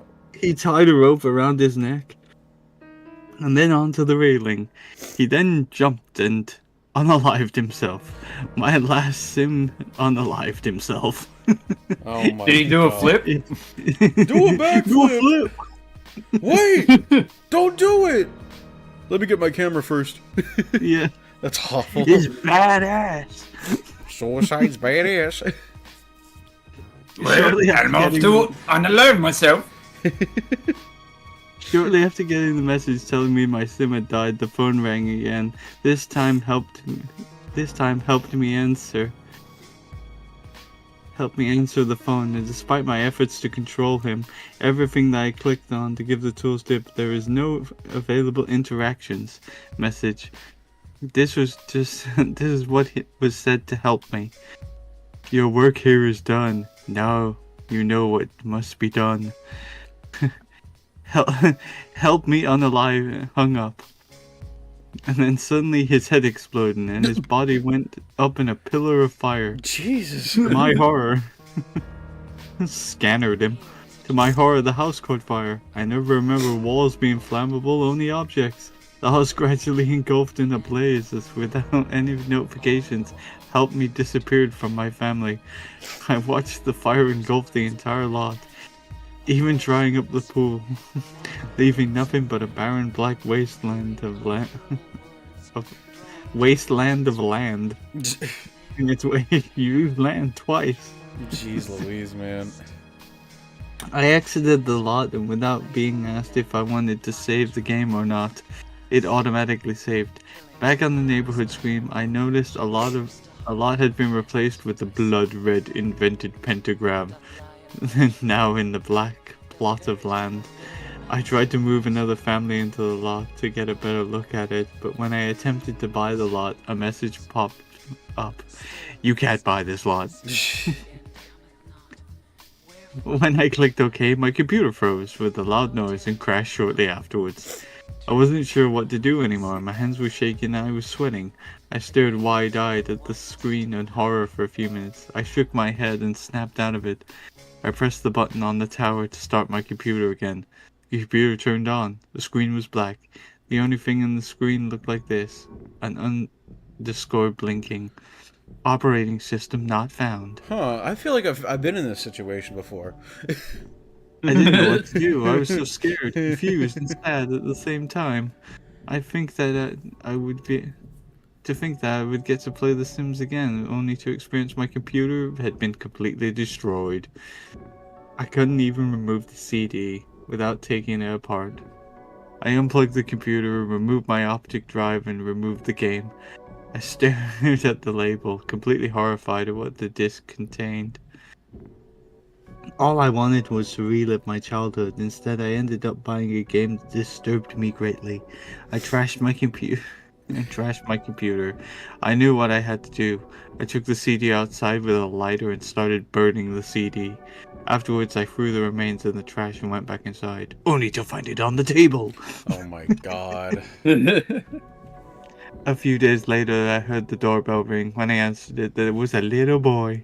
He was looking down. I realized who it was. It was none other than Help Me from The Sims. Oh my god. He came out of the game and was real. Ooh. This time, however, his eyes were blood red and he looked very unhappy with me. I asked if I could help him. He simply said things in Simlish, very angry in tone. Angry Simlish be like, zippity... I was about to say zippity doo dog. What the fuck?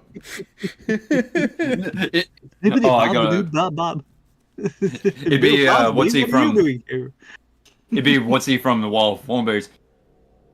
Donnie. Bill Cosby, what are you doing here? Zap, zap, zoopity bap. What are these young'uns with their hipping and their hopping and their... Christ. Very angry tone. He also threw a fit like a sim would have in a conversation bubble. He had a picture of the CD I burned.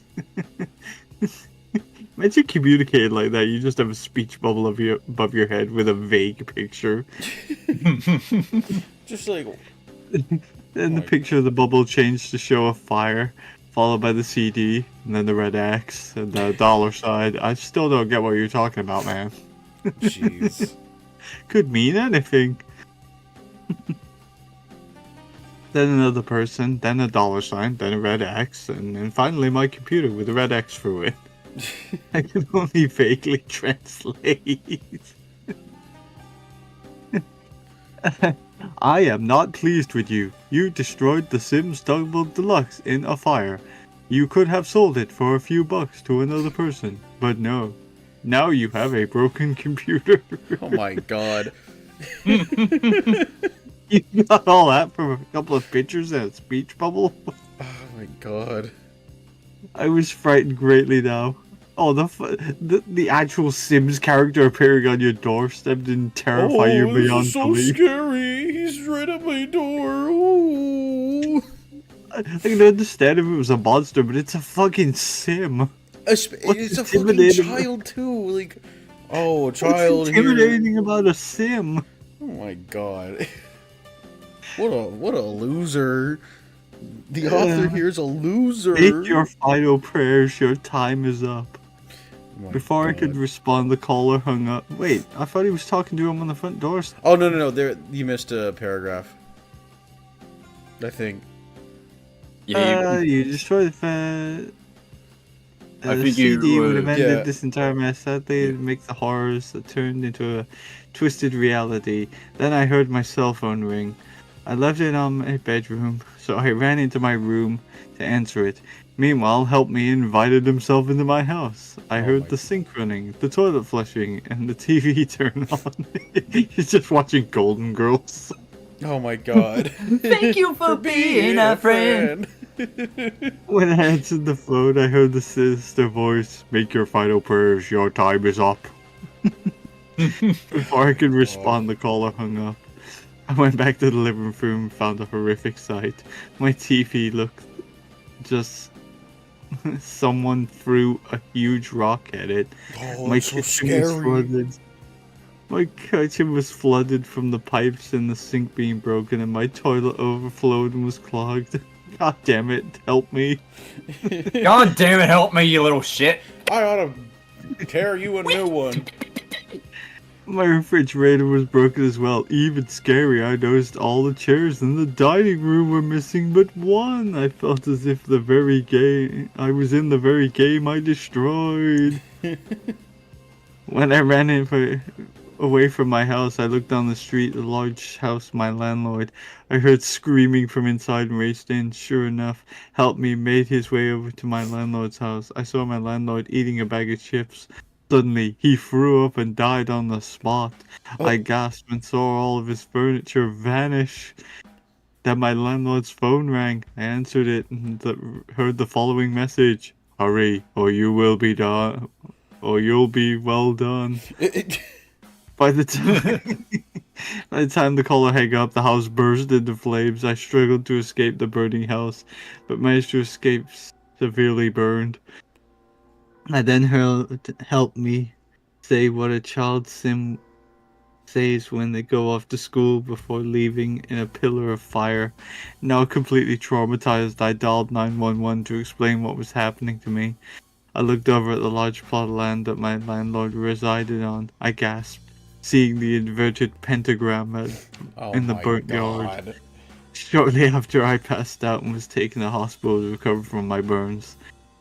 After all the events that took place between buying the Sims Double Deluxe off the vendor in the flea market to laying in the hospital, I came to a stark realization.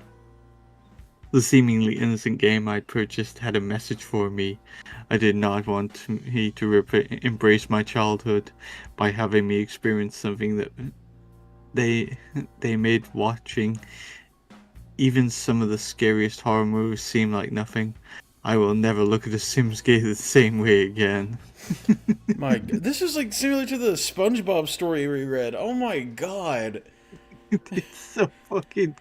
Like, I get it's a corny, troll cheesy. pasta, but Jesus Christ, it's like the cliches like, oh, I bought game from flea market, it had little dents, it didn't look right, and I booted it and it went ooga booga, I'm corrupt, now I'm coming to possess you, ooh. And then John was zombie. And then hand hook car door. I put a blank CD into my PC CD drive. I forgot to put the CD in my computer. Are we just doing an Only Plays reference here now? Oh my gosh. Really trash everything. Oh boy. And then I was in game. Oh my god. Alright. I think we have one more I think we can do one more video. And then Yeah. I'll probably call it a night here. So Ugly ladies have to pay. Ugly ladies have to pay. oh boy, hold up. Let's turn off the bonfire. Because we won't be needing that for the rest of the night. So I'm gonna put my We could probably watch 1 or 2 videos. Now, if we land on the Tamers video, I'm just gonna leave that for next time. Yeah, because that's like over 20 minutes. King Cobra as well, probably. Yeah, the King Cobra and Tamers video, we'll leave that for next time. So, I'm gonna put mine on either the AI videos or the ugly women. So here we go. Robotnik. Ugly ladies is only like 20 seconds long. Okay, we are not watching a random... Okay. Nope. Alright, spinning that Spin wheel. again. I swear, if it lands on Tamers again... No! No! No! No! Spin again! Spin again! Jesus. Wheel again! No, not King Cobra. Spin again. Oh my god. You're doing this. I know you are. Bipolar Easter Bunny. Oh, right. Bipolar Easter Bunny. Okay. Alright. Let me turn off the music really quickly. Alright, there we go. Recording. For some reason, I think Kazoo had something to do with that. Yeah, I mean, Kazoo was the one that sent in the random Tamers video. Alright. She's manipulating the wheel. It was... What was it again? I fucking forget it. Bipolar Easter Bunny. Oh, one. yeah. Yeah, the first one. Easter Yeah. Bunny. Ooh. Oh, boy. Okay, so... Oh! Mr. Safety! Hell yeah! Mr. knew it was Safety. Alright, here we go. I don't know what this is, but we'll see what the frick this thing is. And give me Well, one I didn't sec. screen it, so be prepared to... Oh, don't worry. I know Mr. Safety. I am the bunny who hides your eggs and leaves you the sweetest treats. Okay, this As I seems sweet. flippity flop and hippity hop with my big bunny feet. With my big long ears and my little pink nose, I'll be hopping down your street. Oh, But you the kind of dropped that, only Mr. thing Bunny. I ask for is a little privacy. What the fuck did I just say? Jeez. Ashley gets buttercups, Amy gets peeps, and Amanda gets a bag of dried meat. Sam gets a card game, George gets Hold a up, hold up. mermaid, and Sean gets What did that say? Hold up.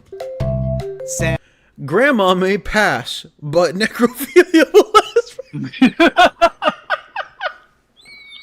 That's fucked up. No! No! Oh my god. Sam gets a card game, George gets a mermaid, and Sean gets a fresh new beat. That's because I don't have a naughty list, so you're all good with me. Just as long as you give me a little privacy. Do you want to die, you little shit? I mean, that's what My marshmallows, jelly beans, and lollipops all make kids go ballistic. I thought the music But was it gonna wouldn't change, I'm be not the gonna same lie. without a chocolate bunny. Even though I know it's kind of narcissistic. If you don't believe, then don't get mad at me when the Easter Bunny doesn't leave a basket. Because if you do, then I'll put you In a big dark chocolate casket. What are you looking at? Fuck off! What are you looking at? Fuck off. This year is extra special for all you special kids. Easter is on 420. Who knows what 420 is? Oh my I made gosh. chocolate brownies and Rice Krispie bars. This year's better than the last. So have a happy holiday and enjoy that Easter grass. Yes, have a happy holiday. How come nobody leaves me treats? You people suck! Yes, have a happy It's not true. I leave you. When I was a kid, I don't used to get leave paid you for this. carrots. This is slavery! Yes, have a happy Slavery. holiday and enjoy that Easter. That's it, you're fucking dead! Jesus. Oh my god. Fuck. Happy Easter. The Easter. Alright. I think we got one more for one more video. And then we'll call it a night. Alright. Let's spin that motherfucking wheel. Robotnik. Greta Thunberg. And it's Greta Thunberg. Oil company AI. My God, that has been on the list for so long. The Greta Thunberg. Yeah, we got rid of some mainstayers today. Yeah. This one. Hello, my name is. Oh my God, I hate Oh, it God. already. I hate it already. I fucking hate it. Hate Greta Thunberg. I think Goodley sent this one, if I'm correct. And I hate it. It once brought Glasgow to a standstill, and I hated every minute of it. Hello, my name is Greta, and welcome to my oil company. I will show you around. Already at a young age, I had a love for oil. I love how it is pumped out of the ground. So I started my own oil company called Greta Greatest Reverse Oil. Greta Thunberg. It's, I fly around the world in my own private jet to get the best deals around the world. When the deal is finalized, I will send my own oil container ship to fetch the oil and deliver it to ports, where the trucks are ready to take the oil to storage places. We always do a test, so that we always deliver the highest quality. Oh, to our that customers. finger right We there, sell it all Jesus. over the world because we believe that everyone has right to oil. It always And that does is why that you can fill same your car every day. face on it. So I can eat my so sweets. weird. That fucking. Jeez. Well, I guess Greta Thunberg really likes oil, guys. Yeah, and cutting down trees, apparently. My gosh.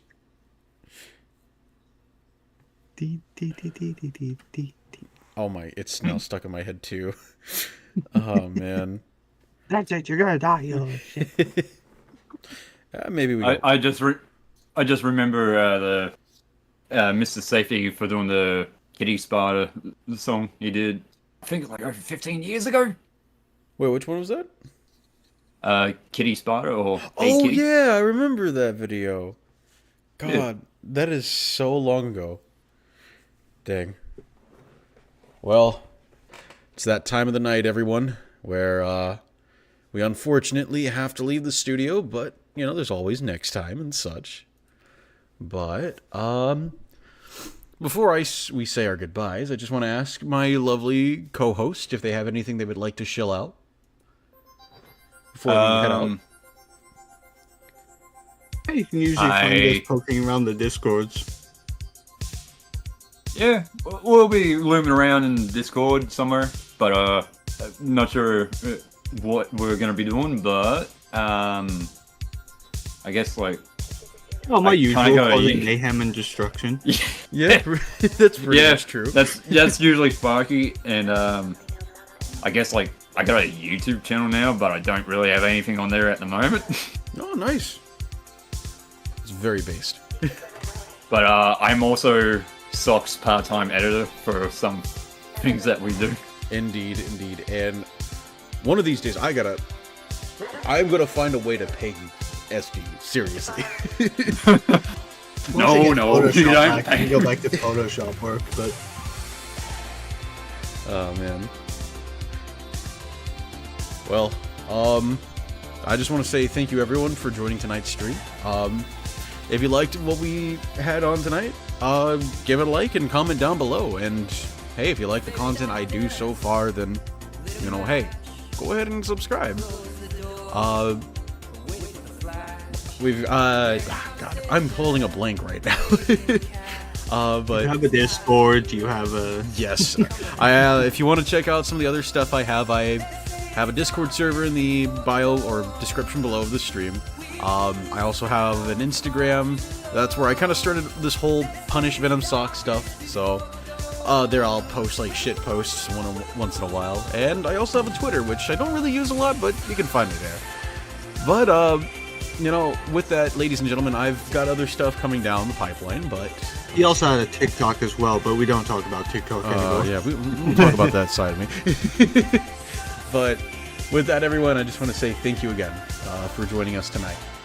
And with that, we bid you adieu. See ya. Bye, everyone.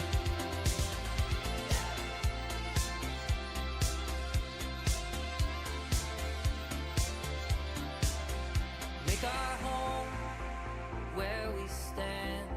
One suitcase and half a plan. Follow the wolves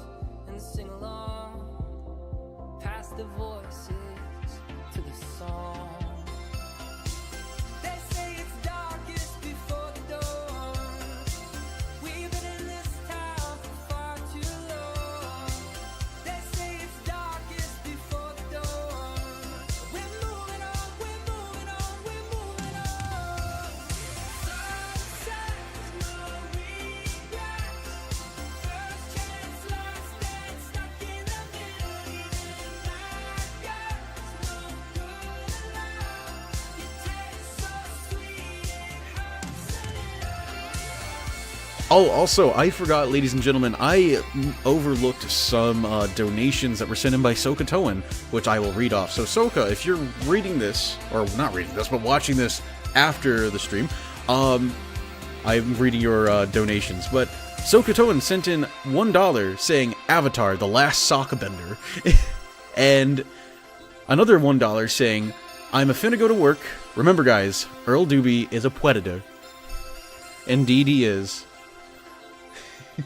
Well, good night, folks.